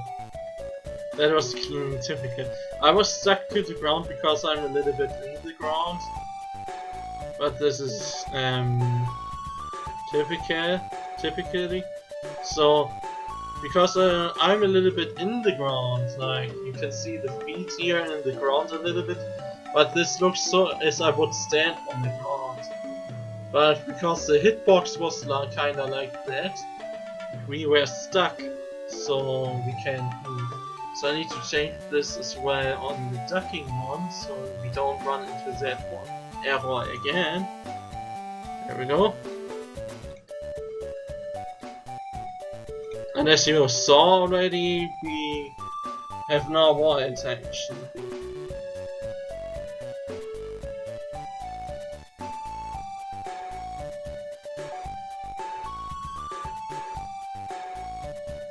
So this is something nice now that we have like the voids interaction, so we don't fall through floors now. So what we're gonna need to do now is we need to... It would be awesome if we do now something to check if we have ground under our feet and then do the jumping. Yeah, we probably should do the jumping now. So our character is then able to jump. Would be able to jump then. So we probably need to add some tiles in order to get up there when we adjust our jump. Shouldn't make it up there, so we can move forward. There we go. So the jumping is either a little bit finicky now to do, because we need to get more variables for the jump, as we have only the fall speed and Y speed for it, but we need still some other things for it to work. Maybe we should do first that our character is playing animations accordingly. Yeah, let us make first that our character is looking into the right direction and stuff. Before I do this, I will add a draw event, so we have more control about our graphic being shown. So I'm gonna use draw and then sprite, and then extend it. And this gives me a handful of control, like I can later change its sprite index, which is the graphic we choose, the image index, the animation number part of the current sprite, the X position, where the graphic is being shown, not the object being physically. This is something different. The Y position, the image X scale, which is, yeah, it's called the scale horizontal. Like when the number is bigger, you kind of stretch it, so the higher the number, the more it's stretched out. The lower, so more it's being flattened. When the variable, however, gets negative, it's being mirrored. So this is what we're gonna use when we run the other direction. We're gonna make our X scale negative, so our character looks the completely opposite direction. But we're gonna do this after we set up this, so now our image Y scale as well. Here, the same thing. When it's negative, your graphic is being upside down. When it's getting positive, it's more stretched up and down, as it grows in height. So our image angle, also how it's being rotated, our image color, this is a blending effect, like, then I would be right, like color aqua. The object, the graphic would be in a shape, somehow having a color effect on it. It looks like an aqua color according to aqua. So when I would enter say green, the graphic would be displayed with a greenish color as well, as an effect over it. We're gonna use C white because C white is the default color, which means no color at all, so no special color at all. So, and the image alpha. So this means how much my sprite is being transparent, or it's not being transparent, or invisible, or invisible. So this is a basic one, so we can change that later. I'm gonna save this, and now we're gonna try. Yeah, we're gonna try now to make a variable that keeps track of which animation we're gonna play, and showing then accordingly when we're running and jumping and such the correct sprite graphic. So we can either change the sprite graphic afterwards when we have an attacking move in the game, because you can attack by doing all kinds of stuff besides floating. So we're gonna add those variables now. Each of our frames we should put in as a graphic, so we can easily manipulate those graphics if needed. So SPR, I'm gonna add a big SPR so it's not being confused with the real sprite graphic. Either A. So now we're gonna give this variable the name of our sprite graphic. And we're gonna do this multiple times now. Now B, for example, is gonna be either 2. So what's our next graphic? The walk one. So we're gonna call this walk. And then we're gonna continue until we reach a certain, until we have everything declared. So duck.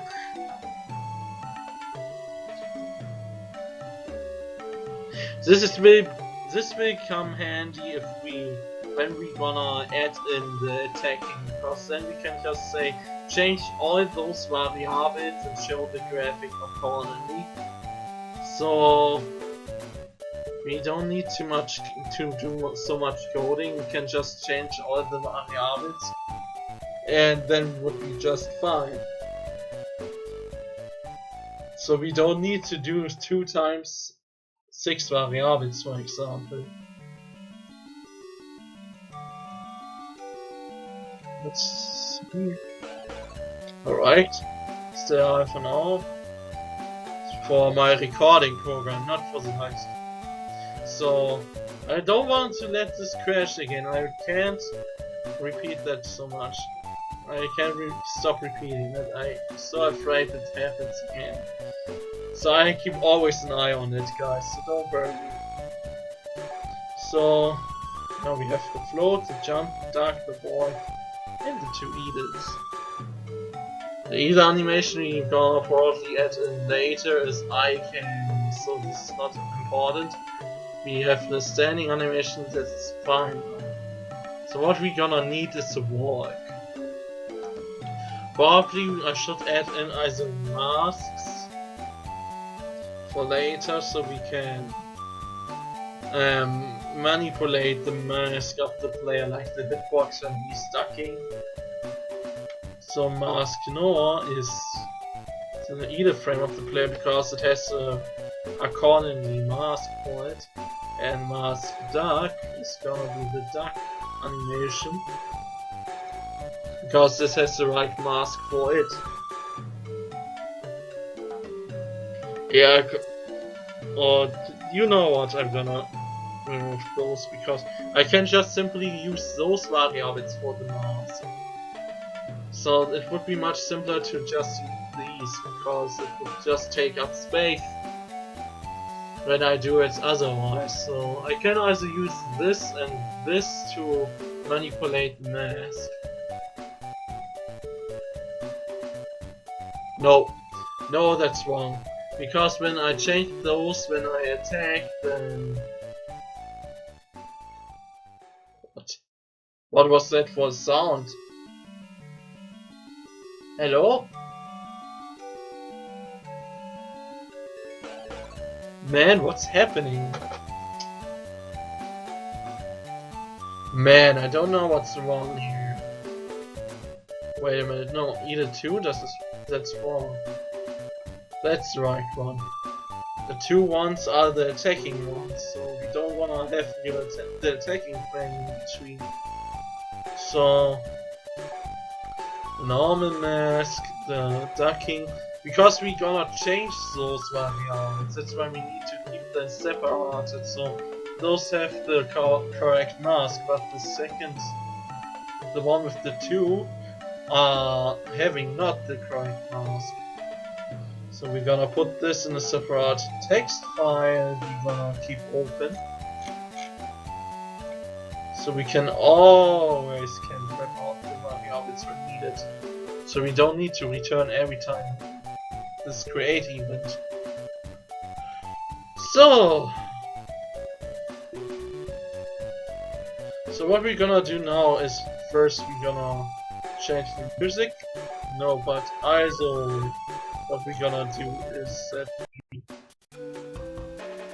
make it right that the player looks accordingly to the direction he's moving. So when my X speed is, for example, smaller than 0, I look to the left, and when it's bigger than 0, I look to the right. This is actually not that hard, because I can do it like here. No, I'm gonna do it up here, and say when my X speed... If my X speed is bigger than the 0, then I can just say my image X scale is gonna be 1.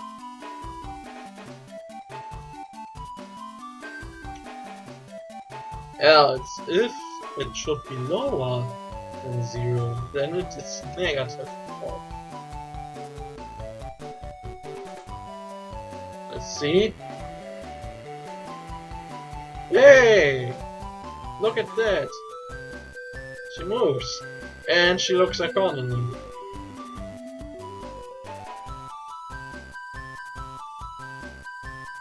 So now we have fixed this little issue. You can see she slides a bit, so she doesn't look immediately to the other direction because she needs to get down from that speed. You can do the control speed much better by increasing the friction, so you can turn around much faster. But I think it's fine by now. So what we're gonna do now is that we're gonna check if the character can. What we also can do is we can do if there's something there. Oh no, wait. If this and this does not happen, then our speed is 0, because then we don't move or there's an obstacle in front of us. The same why.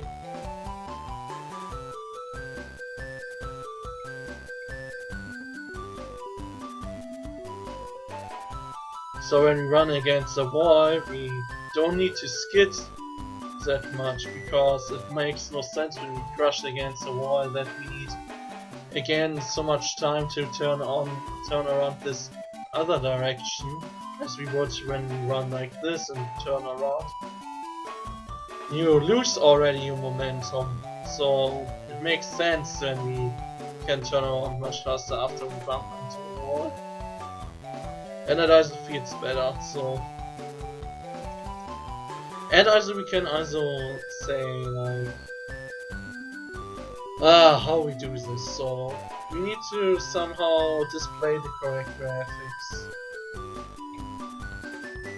So first of all,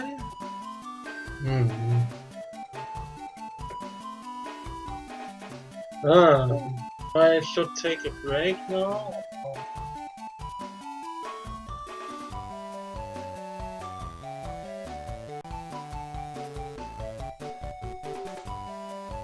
Just in case. Okay. I think I can move on forward. I don't need a break also. What I'm gonna do now is I somehow need to check if she's running but not working against a wall, so she plays a correct graphic. And in order to do this, we probably need to do a separated variable for that to check. Yeah, that's what we're gonna do. We make a separate new variable for it that says I'm walking, and it stays at false because we don't move it. But wait. I remember we had something with the camera, because I placed the character on this place. You didn't saw why I said you need to change something on the camera, so I'm gonna show you now why you need to still do something with the camera thing. So now, you saw that? It was a little fast, but I'm gonna add test events in order to show it better. Like when we press this key, then let us reset the game with it every time I press this. There we go. For something like that. And now just keep watching on the game. Do you see that?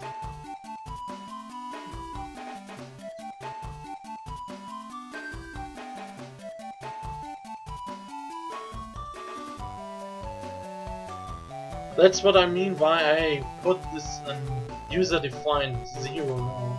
Because it checks during the step event, but not during the creation event, and I have the step event only. So what I'm gonna need to do is I'm gonna need to call this in the end of the creation event as well. So the camera is being active as soon as possible. So the basic camera position is not popping up like it does before. And as you can see now, I'm pressing the F12, the 12 button, and you can see there's this button no longer there. So this is why I did that this way. I almost forgot that. But I show it to you anyway, so where were we? We try to make now our character playing the right animations for the walking and for the standing. Because we don't want to have our character moonwalk on the same spot, and we don't want to move like a statue, so you need to keep track of certain things.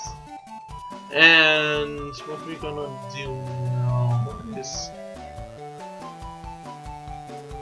What's that? Who's laughing? Oh my gosh, that was so loud. Probably my brother. I don't know what he's watching, but it seems to be really funny. What about you guys? Do you enjoy this, or is this boring? I can imagine most of you think it's boring, but I really want to do something like this, because I can't always do those gaming live streams, because this is more my hobby life. Working on a big game project which you can afterwards play. Now this is gonna be boring a bit, because we began to make our game. But on our next live stream, we're gonna probably continuing making this game. And the further we can go, the much more we can see it in action and stuff. So I'm gonna continue the work now. So next live stream, next Let's Create live stream, we're gonna have much more fun instead of this boring basics. So what I'm gonna do now is first attack my record, so it's not gonna mess me up again, because it's something I'm really angry about. So we're gonna do now display the right graph. So what would be the best way to do it? I need to think a little bit. So I need to plan it out. It needs to be after we checked how fast we are. That's for sure. I don't know if we should do it before our end speed is applied or when our end speed is being already added and checked.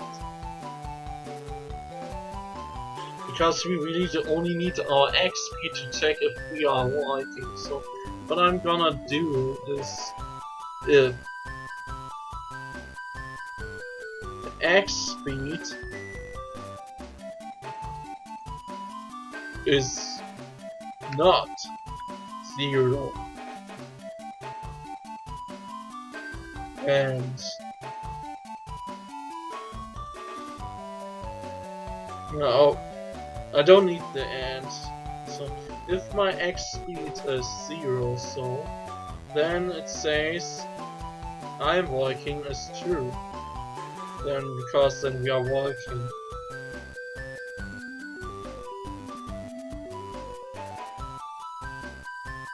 Else we are not working. Well, this will look a little bit silly in this one.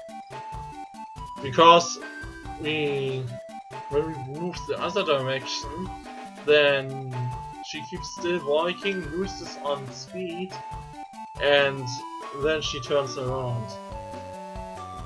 But first, she doesn't move at all because we have forgot to set up our image speed. So our image speed is gonna be, let's say, 0 to 5. Let's see how fast this is. What? Okay, why not? What's your problem? Oh, of course, I'm so silly, huh? Beginner mistakes. I checked the variant. I checked like for when I'm working, but I didn't add the code in to change my graphic. That's fantastic, Hiro-sofT. You did a great job in doing only half of the work. So, oh my gosh, I don't know why my hands are at the time. And again, it's really hot in the room. Woo! I think I should take a break or something. Because I already can feel how I always forgot to do something. But I will stand this out. I will do this live stream to the end. I already wasted so much time with other things here, so I'm gonna go forward and do this live stream. For you guys. For you. So here we go, let's move on. So we have our check, but we have not our changing graphics routine. That's fine, because we can craft that. So if, and that's gonna be this part, I'm working, is true, then, and this is where we need this variables, then our sprite index is gonna change to SPR1. That means basically my graphic of the player changes to that of the working one. Otherwise, this is when everything else we're gonna add in the future about this.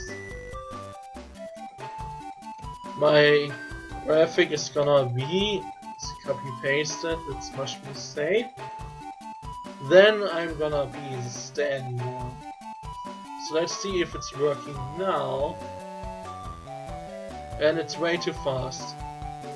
Or something is not right with the animation.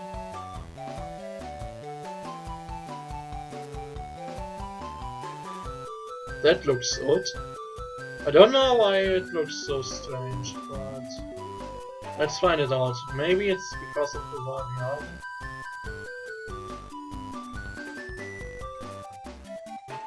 Yeah, okay, it was because of the speed. So 5 is a little bit too fast. There we go, that's much better. That was a way too fast variable I did before. So now you can see we move accordingly, so we play our move animations and our standing animations when we stand still. So this is now sweet what we did. So we're gonna do now, I think, the jumping now. So, and for that I think it's the best we're gonna do a check variability on ground or not, because this variable can come handy in many situations. I'm gonna call it on ground, and its beginning status is false because it's always good. When it says I'm in the air, it will let me drop from the air, you know. So there are no errors like I'm floating in the air. So what we immediately can do is we can set up a code for the graphic. It says when on ground is false, and when it's coming before the walking part, then my animation is gonna be the jump animation, because it's the same like I'm falling. And when I move to the sides in the air, I don't want to walk in the air, I want to see my character falling. That's why it comes before the walking part, before the either part. So my character, when he has no ground under his feet, is showing the falling animation, not the running animation, because he moves to the sides. So what I'm gonna need to check as well is I add in something like a check that says, yeah, if, and then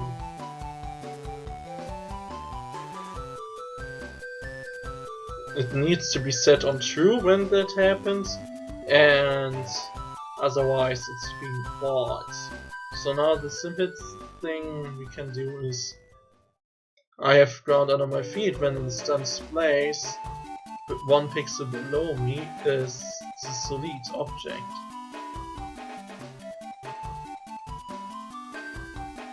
So now if we leave the solid, we should play a different animation. You can see it is happening.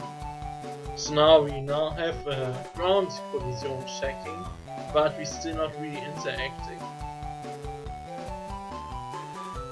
And I see a problem here. You see it as well?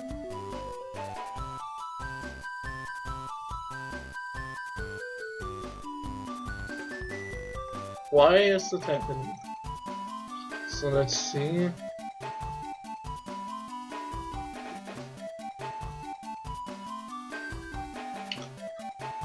This is an error that I always got somehow.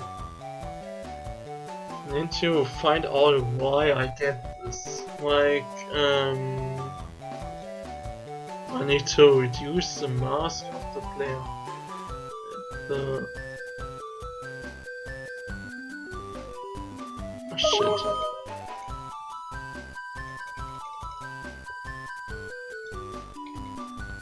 Maybe when I do it like this, it's now uneven, but this prevents this strange glitch from happening. So this is something I still not understand why GameMaker does it,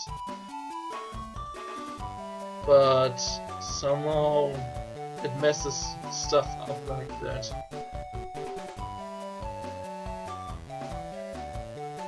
But now it's right.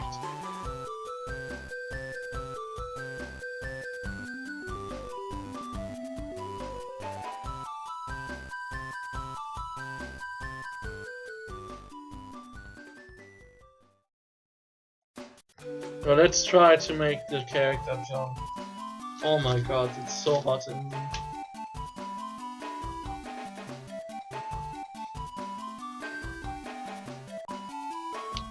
Wait a moment guys, I opened the window. Maybe it helps to make the room a little bit cooler.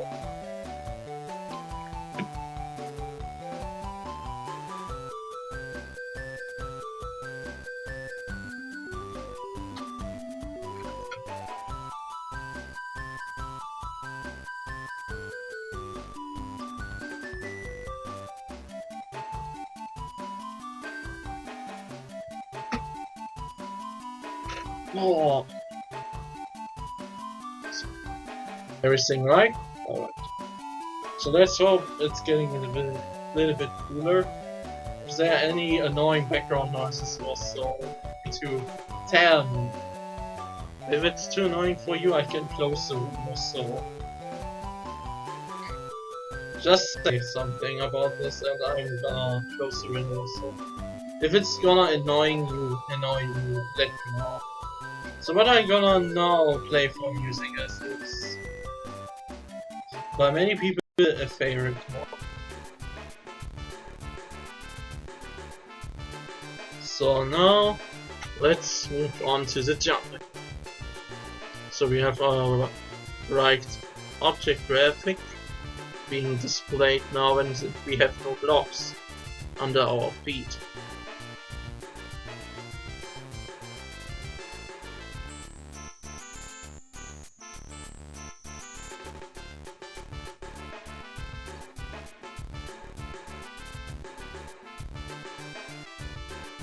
So now what we're gonna need to do is we need to check our key for the jumping, and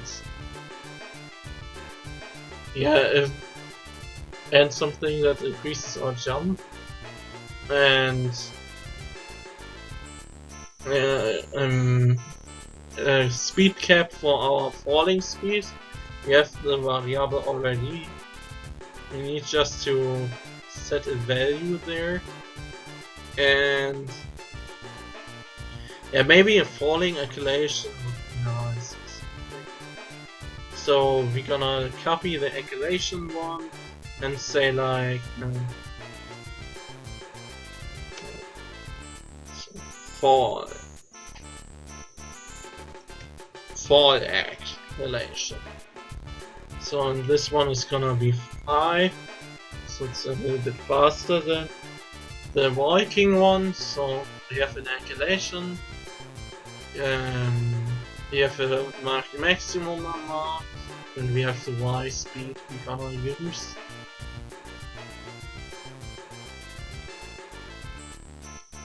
What we need to do now is second.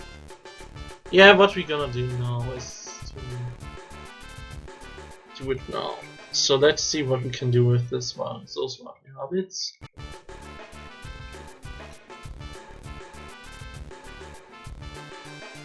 So it needs to happen before the end speed's being applied. So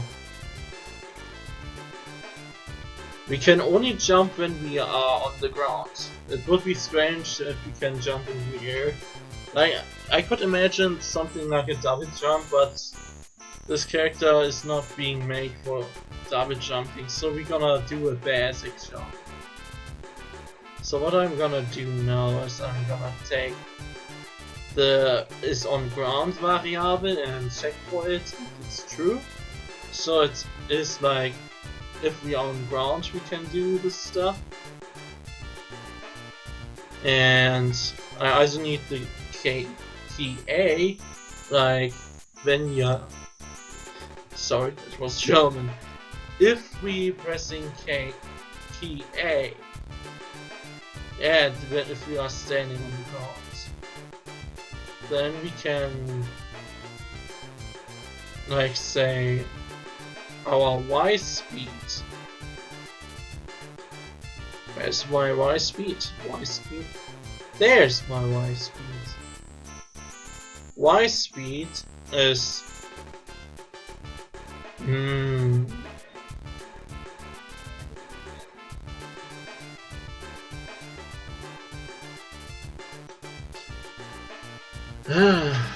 I need to think about a little bit about this.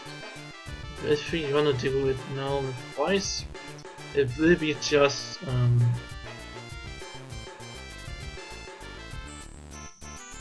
oh no, I know what I did wrong.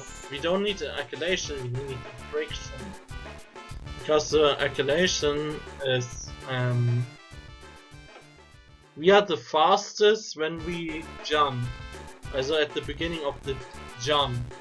But our jump friction is gonna slow us down. And when we just simply tap the button, our friction is higher than if we would keep it pressed down. So this is how it works. We don't need a jump acculation, but we need a friction. So our epsilon speed is gonna be like -10.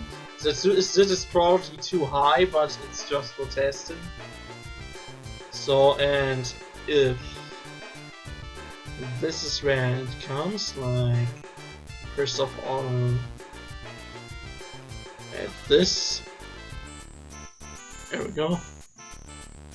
And when something happens, we need to get jump friction. So, if we are not on the ground,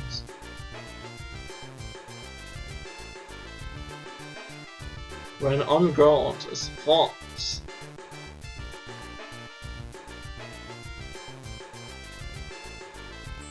yeah, then our epsilon speed gets jump friction, and our jump friction, our Y speed, sorry, our Y speed is bigger than our maximum fall speed.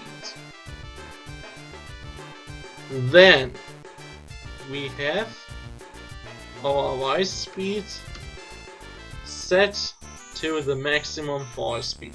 So that means when my character is falling and is not on the ground, then also when my character is floating in air and is not on the ground, she gets a certain amount of friction.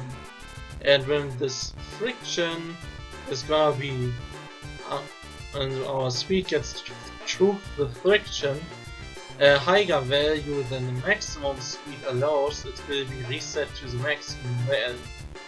So let's see how it looks like now. As I said, it's way too high. I'm coming back, or did I blast off like Team Rocket? Hello, Lira Lee!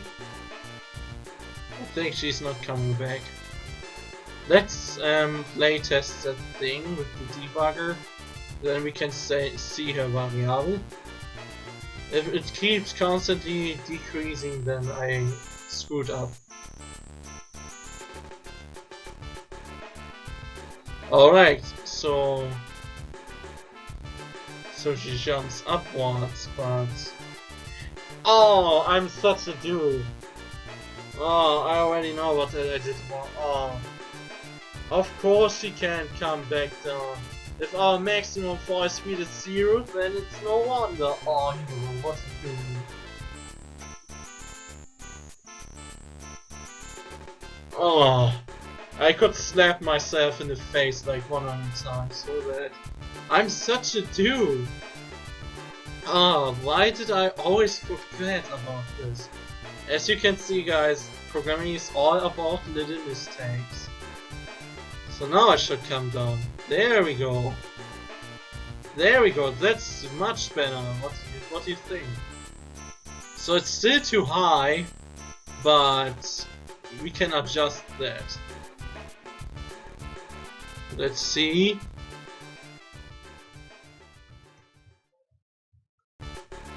Yeah. Alright, so with this there aren't any problems. I had it in my past that I had problems with corners, so the character gets stuck in corners, but I think this problem is not existing here.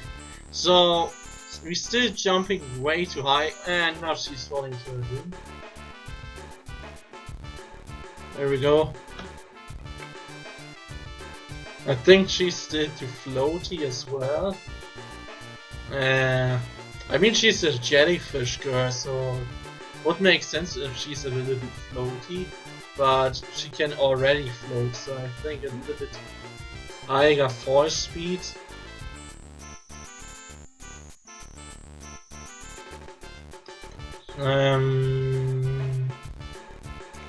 Yeah. And let's tone this down a bit, because oh my gosh, she jumps like she's on the moon. There we go, that's much better. Yeah! So now we can jump accordingly. But we have only a problem. We can only jump one specific height, and that's that. In order to change that and give us motor control to manipulate the jump height by just tapping the button or holding the button, we need to code a little bit more in the jumping code, so she is more controllable. Sorry. So that's what we're gonna do next.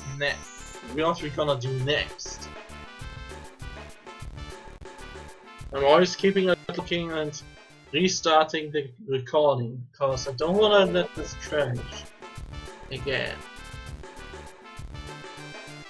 So we're gonna move the character now back.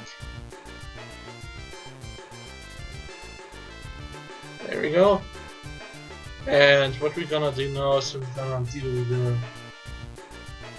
advanced jumping, like varying her jump height by tapping the button or by keeping it pressed. So now I need to check myself how I did that, because this is something complicated. So when I press it the first time, then I will be launched into the air. And if I'm not releasing it, then yeah, alright, I think I had it. So now what we're gonna do now is we add a new variable to the keys we're gonna use on our keyboard to control the character, and call it key A release. This variable will help us to check if the player has released the A key. So what it's gonna check, however, it's not gonna check key released.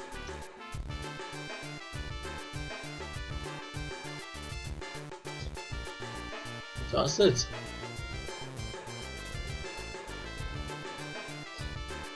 Let's pop on the command. We have key released. That is always one when our when we don't press the key. We have keyboard check press key, which gets one when we always. Yeah, alright, I know what this is. Release only checks when you release the key, but it changes back to 0 when one frame after that. So we need to do the opposite of the key checking. We need to check the key, but we actually want to check if the key is not being pressed. So that means when we don't touch the key at all.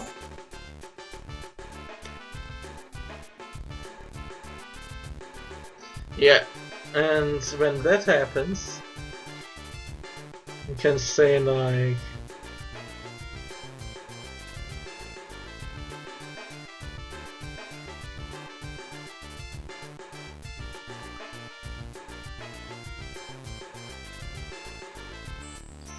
how we gonna do that? Maybe you should add in a separate variable, so when this variable gets active, the friction is being higher, so we fall much faster or something. I'm gonna do it the easy way, like when if wise. Oh no. We somehow need to check if we are jumping. When the jumping is true and the Y speed is lower, then we need to manipulate the Y speed. Because when I'm falling, I can't make it that when we're getting pushed up by wind or something, I can't make it like that our Y speed is changed. But alright, I need to think a little bit about this. Like, I need to think about what I'm doing now, because this is a little bit more complicated. I hope I still get to the fully fledged out player character basic moves, so we don't need to do this in the next live stream. So, I need to check if I'm...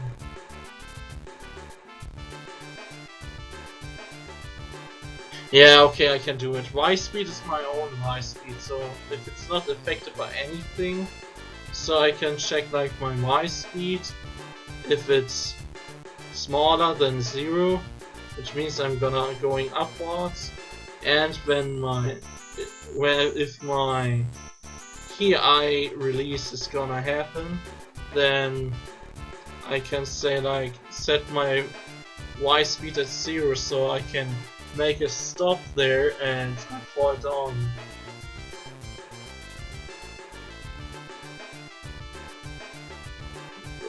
That's those are the wrong ones. This is wrong. Alright. So when my Y speed is lower than 0, that means when I'm still going up and I press the A key, I like immediately get slow in the air and lose my Y speed, so I can make low jumps and I can make high speeds. So let's test it out. See?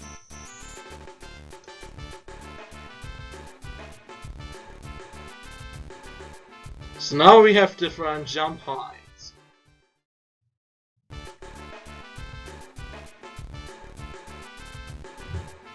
I mean, we could add a timer so it feels more natural. But it's still feeling natural to me now.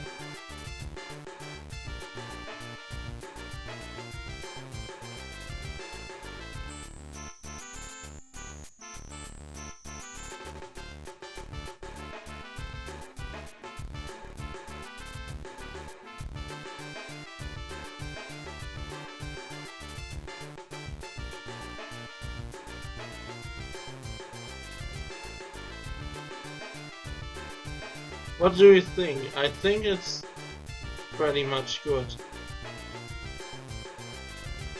I mean, this aren't super pro physics here, but this is an enjoyable control scheme. Like, I'm not floating like on the moon. Maybe I should add in more friction, but otherwise. So let's play around a little bit with that. So we have more friction by jumping. This will result in me jumping rise lower, so we need to redo that.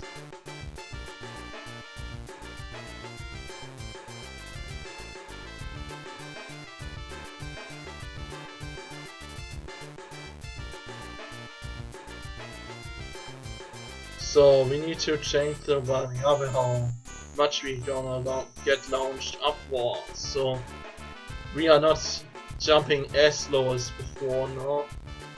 That's way too high. Maybe 8 will do it. Yeah, 8 is probably the best. So now we are falling a bit faster down. So it feels more natural.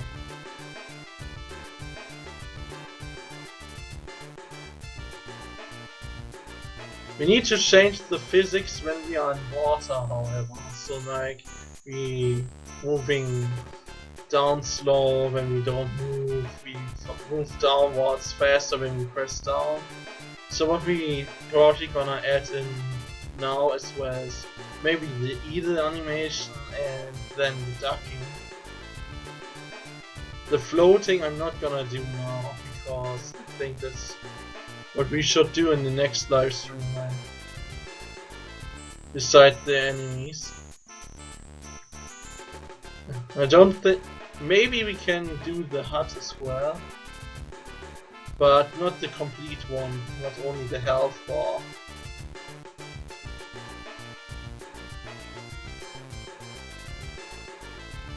We have still 1 hour left, so that's good.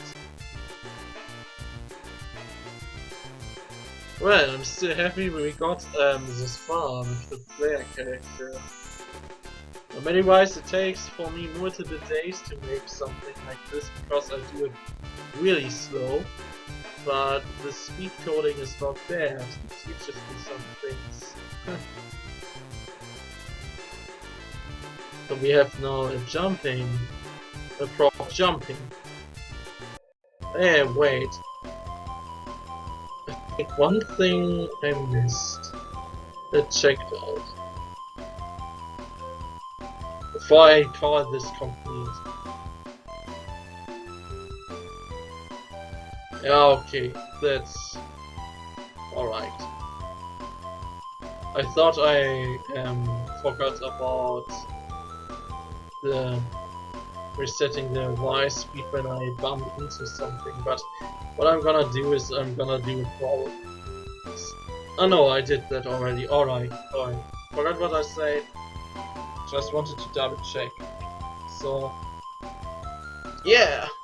What we have finished now, we have a player which can move around, which can jump, which looks in the right direction, and has acceleration, friction, falling speed, running speed, whatever, what all other things.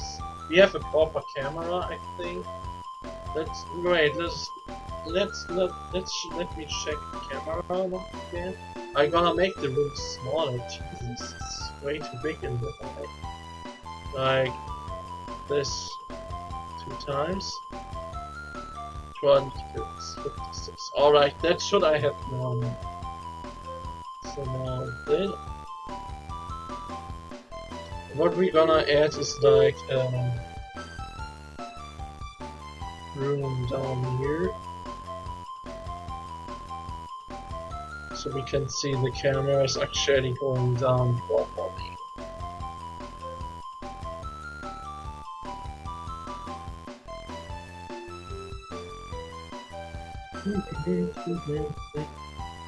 Starfy has some good music. Like this one is one of my favorites.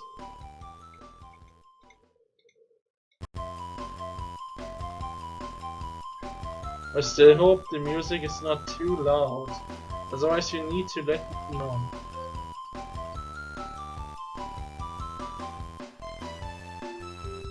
Here we go, let's see if our camera works correctly. As you can see, it follows me correctly. Well, is this not something, a huge accomplishment we did?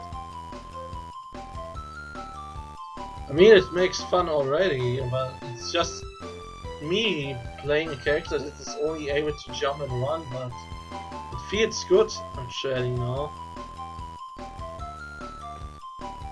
But later it makes even more fun when you add in enemies and all that kind of stuff, and make your first test layouts. You're gonna go wild on these and really creative. Trust me, on my results, I spent a long time just in testing stuff because it was so fun, and that's why I like this hobby. Because after a long time, you get a really good reward if you are working very hard on the project and you don't give up. So now let's move on to the player, and we're gonna make giving him the ability to duck.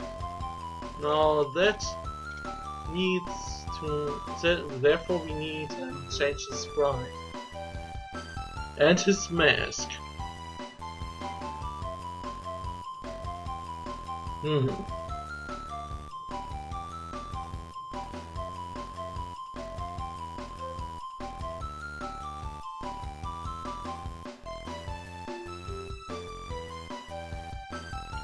Let us begin with the graphic first, because I think the graphic is the easiest way of doing it. Like, when the ground is true. When I'm not walking.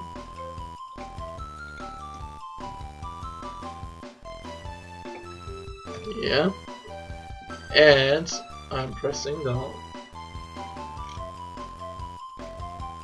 But this is probably only gonna change our graphic, so it will still be the same hitbox, which is 1, because our hitbox getting smaller. Now the biggest problem I have with ducking in games and programming this in is when you like slide under blocks while ducking and getting up again, so you get stuck into blocks. That's partly why I'm doing it, that you can only duck when you're not moving around. Or I need to find a way how to do that differently. As you can see, why I'm so floating. Oh. Maybe because I didn't change that? Yes, didn't. Of course I didn't.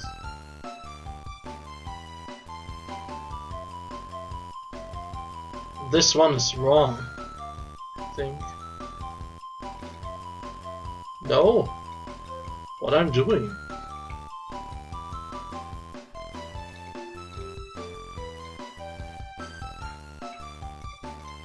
$30, 2 pixels, 2 pixels, 20.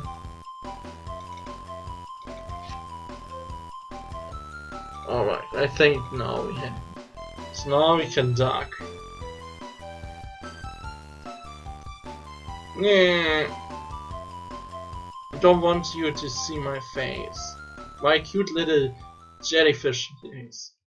God damn it, now I fall down. I didn't want it to. So let's jump. Whoa.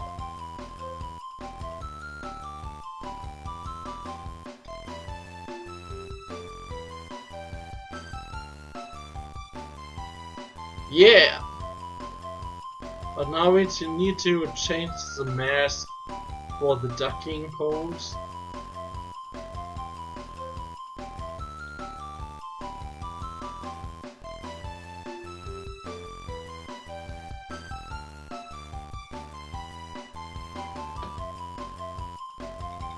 So our hitbox is different when we are ducking. And that's not hard to do, so the only hard thing is to like fix the problems when you duck under an object you otherwise couldn't stand on the spot because it's blocking the way. You slide under, you duck, and then you stand up, so you get stuck. So changing the mask is not the problem, but the other thing I described now is. So what we're gonna do is every time this is gonna be checked again, our mask is gonna be the default one, so standing one. But because the code is running fast and standing fast and it's gonna be reached, and if it sees that we are ducking, changes right back to the ducking mode. So every time it changes it back to mode, and when it sees we are ducking, then it changes to the ducking mode. This has its benefit. We don't need to place this code here, here, here, and here. Not here, but here, here, and here. So we don't need to repeat that. We can just add this at the beginning and say it only happens once. Now to check this is actually harder because maybe I need a slippery zone. First of all, we need some bricks we can go under, like this. This time we need to see the objects. There we go. And I make a super slippery now, so we have a friction of 0.05 instead of 0.5. So now I should be sliding like on ice. And there we go. So I move like that, I can't pass this. But I should if I... Oh no, I always forgot that we can duck when we are not rolling. So what I'm gonna do is I change it. So I put this now for testing reasons. Wait, no.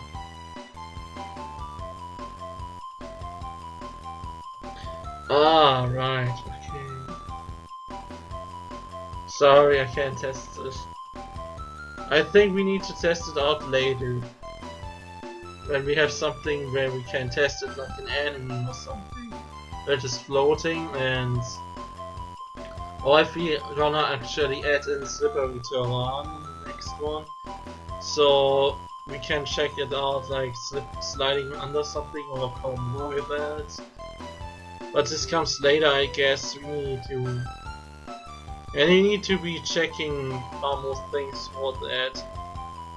So what I'm probably gonna do now is the HUD, the energy bar, which I'm gonna do first. I want to see if it's working correctly with the camera.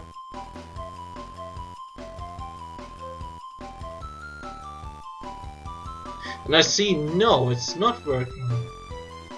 Because it goes 160-60 tile too low, too high. Like there's one missing. And we need that.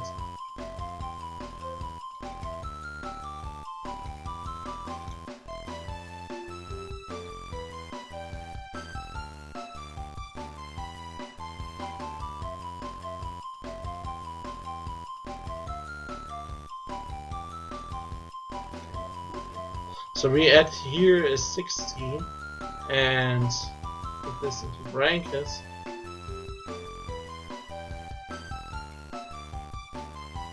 This is important for the HUD, so the HUD has space and doesn't occupy the space from the tiles.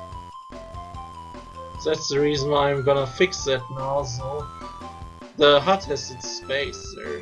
There we go, that's how it should look like.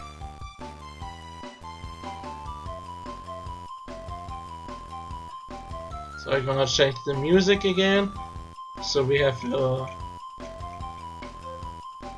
different music playing, so it's gonna be the Sea of Ice.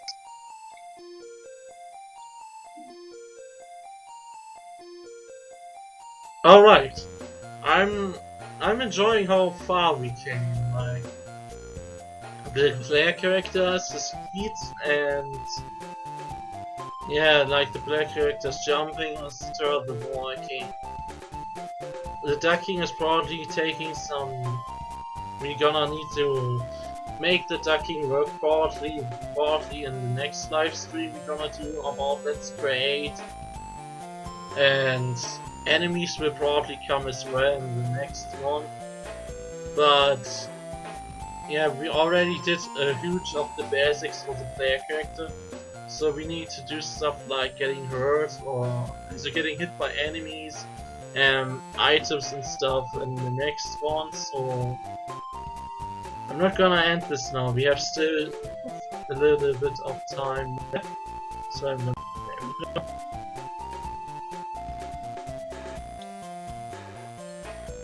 Is Twitch still running? I want to check that. Not that it crashes again. It's my channel. Yes.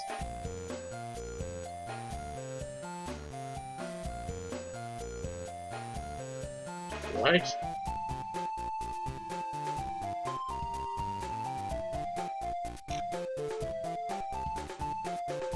So I'm gonna reset this.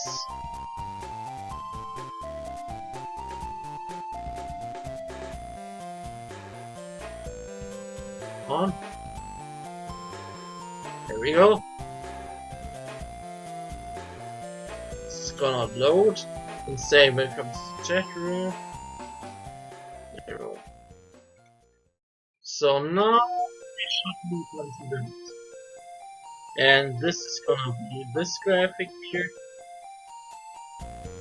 And those purple spaces are where the numbers should be written down in the next episode of live streaming Let's Create, because I need to add in a custom font, like a customizable text font, which is a sprite after all. So don't use the default system, Game Maker system's text fonts, but our own fancy ones. So those are the spaces where the numbers should be appearing. Here the numbers for the nights, and here the numbers for the chats. Chats are like points, something you can collect from multiple stuff, like buying stuff. So in our health bar and the face pictures on that. So we're gonna use this HUD, and what we thought you should do is we're gonna add a new object. This object is gonna be called object HUD. Yes. It's gonna have the sprite first in the editor, so it's easier to see. We changed its depth to a negative number and all other sprites, so it will overlay them so it looks correct. So now we should be able to place it. There we go, and we place this event in every room once. We're gonna do. So it's in every room present. I don't wanna use it and set it on persistent because it could be annoying to control this after a while. I mean, I do something like really important core stuff as persistent, but HUDs are better when they are placed in levels, because otherwise you will have the things in main menus and all and everything and every single other thing, and that's not good. So I'm gonna add the HUD here so you can see the HUD in the game and it's regular. So now let's move on and code that thing, shall we? So now what we're gonna do is again the creation event, and we're gonna do the draw event. We just copy paste draw event here. So now what we're gonna do is we change its X and Y position, because the HUD needs to keep moving with the camera. I need to change that, because if I let it keep it near that. No, but I just yeah, I should do like an integration with first sprite index and then the accordingly graphic like sprite HUD, so it has all the frames. So and then I should do like something here. It should follow the camera, so we're gonna use our variable VUX screen as a VUX view. VUX view, and yeah, that should be stays there because it's at the it should be loaded at the far left on the screen. So it's currently aside already. And now our Y position. So now when I keep it like this, we'll be at the top. But this is not where we want our HUD to be, because it would obscure our gameplay then. We want it at the bottom, so we need to see how many pixels, and it needs to be at the bottom. That are 128 pixels, so we're gonna add those pixels right here. And now we should have the nice little HUD at the bottom. And you see, the HUD is at the bottom. Now I'm gonna show you why I said we're gonna keep this area like this, because as you can see, the HUD is now in that place. So when the room is normally so big, I want to edit only the things I can see on the screen, and this is like this. So the HUD is obscuring a part of the room, but only the outside area. So when I go down here, the HUD is also on the place. So it's now on the right place. Like the player who is playing the game needs to imagine here its place, but he doesn't know that this place is empty. So the HUD obscures it. So therefore you can spare some tiles. You don't need to place tiles in that spot. You need only to place tiles there where the player is able to see something. So as you already saw, the HUD is going crazy. And in order to stop that, I'm gonna need my image speed and set it to 0, because that says efficiently don't move from your own. Alright then. So now what we're gonna do now is we're gonna give the player a health value or a global variable. Oh, only a half hour. So I will go rushing a little bit. So I hope I get the HUD health bar at least done. So it shows the right amount of health. So what we can do is we can add a global variable, so we can keep track of the player's health in every single room. Or we're gonna add this to the player object mainly, but I would tend to do it as a global one because we change rooms. And those rooms are different rooms, and Game Maker is different levels. Besides, I don't have this problem because everything in room and level is the exact same room. So I didn't need it to do like make my character's health global. Here it's much smarter to do it because we changed actually the room. Or we say our character is persistent, but again then we have this problem, he's appearing everywhere. And we need to shut it off every time. That's gonna be annoying.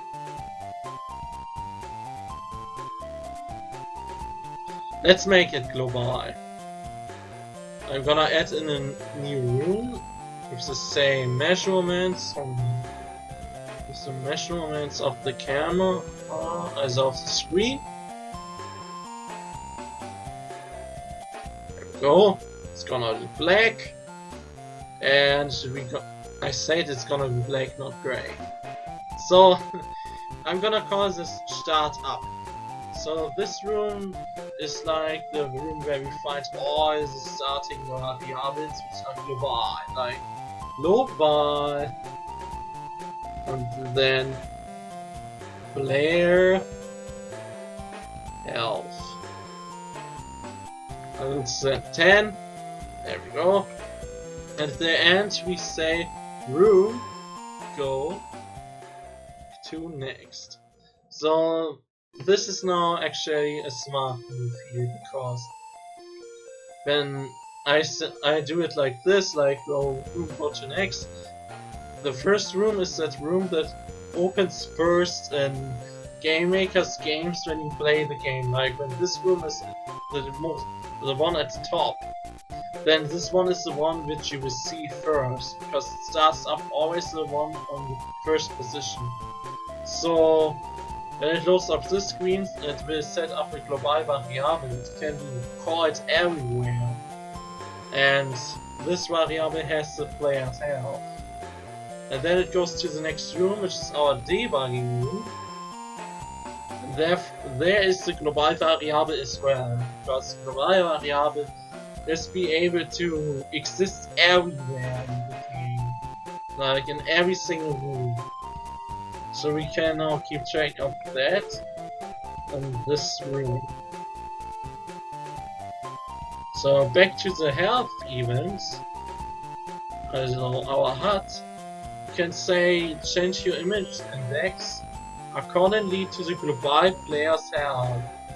So that means when we have 10 health, it shows us animation 10, which is gonna be, of course, the one where we have 10 health. When we have no health at all, like 0, then it shows us the one where we have no health at all.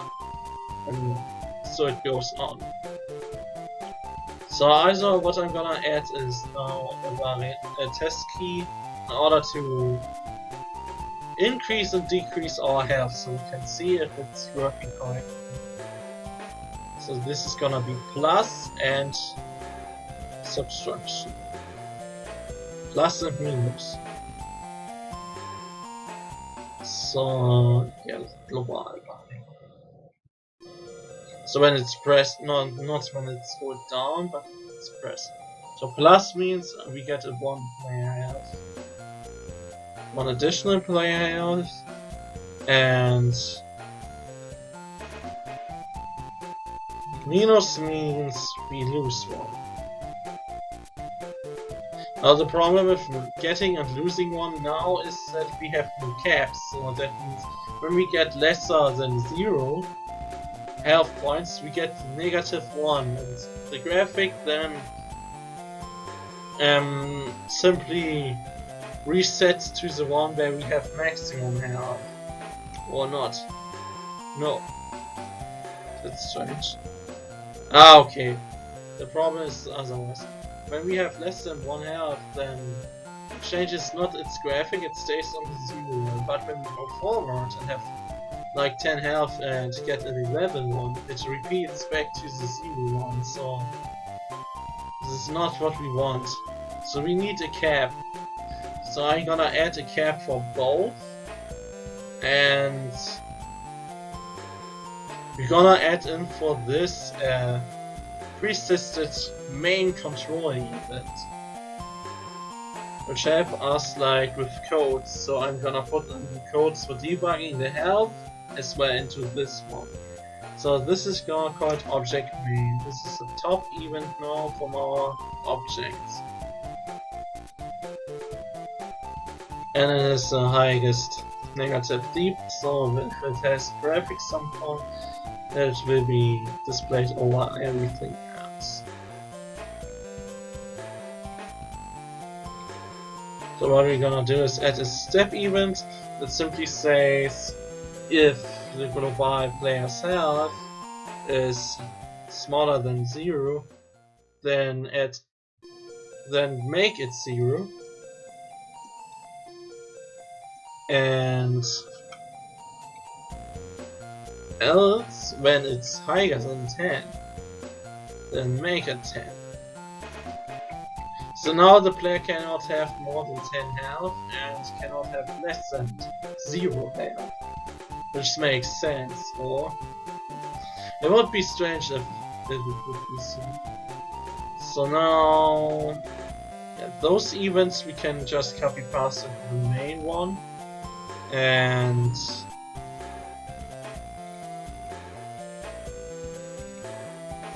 yeah, and can remove them from the player, so the player has not those debugging options.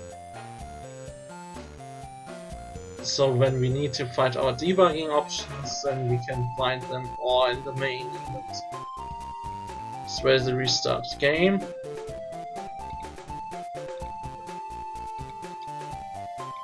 go. And we can remove those now. Yes. Yes. And yes. So now our player has the stuff which our player has, and this one has the main stuff. I could also add now a creation event, but I have no specific variables now for now to call, like for something which I need everywhere in the game.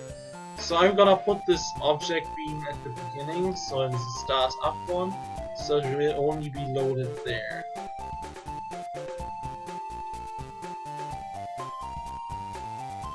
So now as you can see, I have the hut, I can jump, I can skid a little bit, I have momentum, and I have a debugging event that allows me to debug my health, so I can see how the health bar looks like.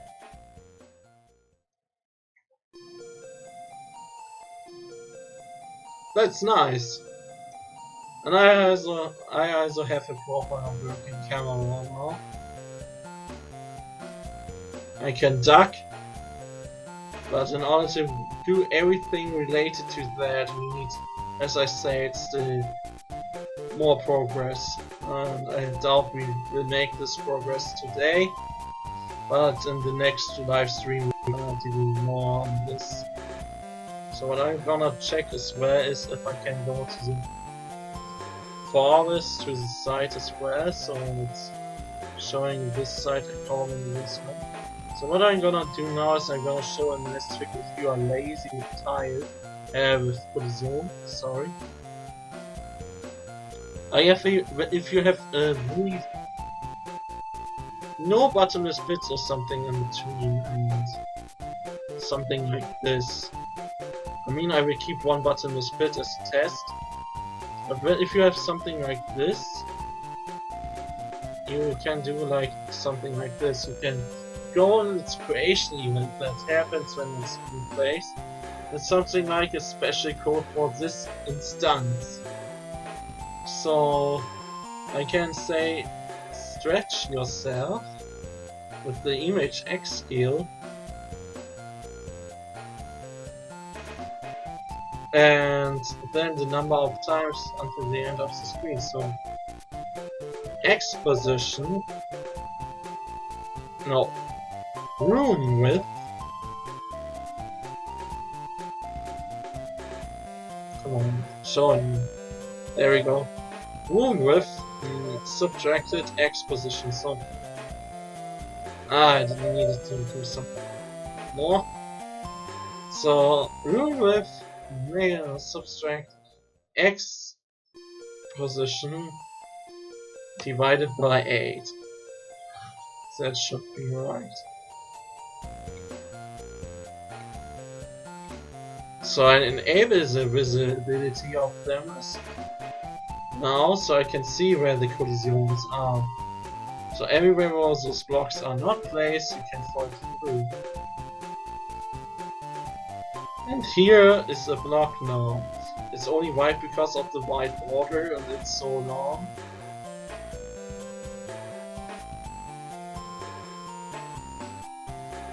I should add a different background color for now. Like, let us take gray. Then we have now a gray background color and can see how long the block is.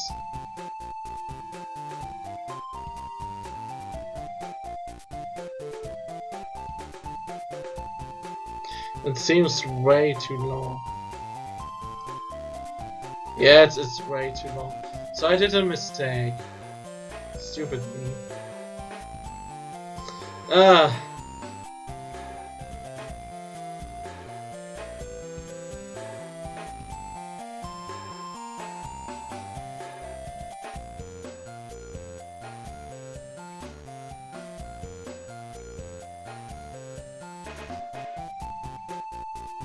Maybe I needed to do this.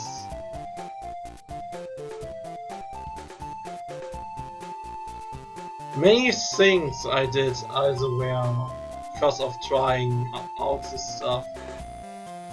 So don't be surprised if I am experimenting sometimes. So I think I did it now. Yep. Alright, this is how you do it. You can like stretch one of those if you have no bottomless pit or just a flat land like this, and then you can just spare on the collision.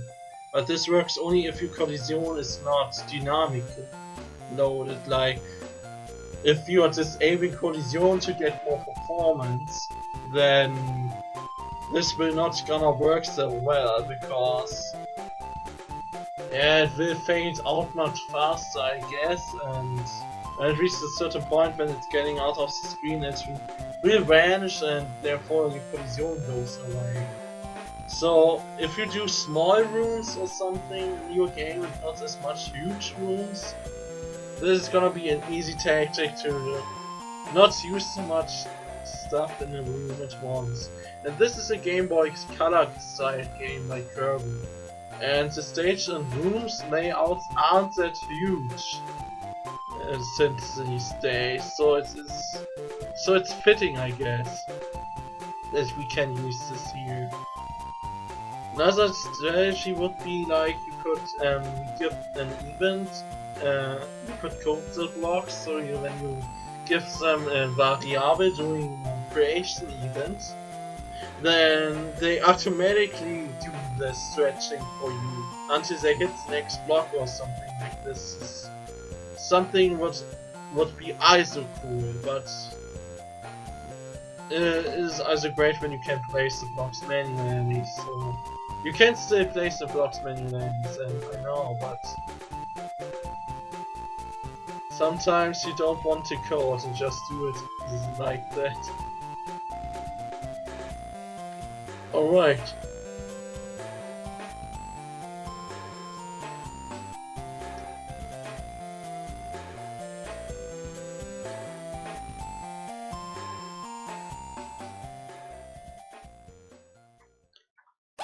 Now let's just let me hit you hard. What? Are you kidding? This is okay. This is some bullshit. You saw that I was at the... Never mind.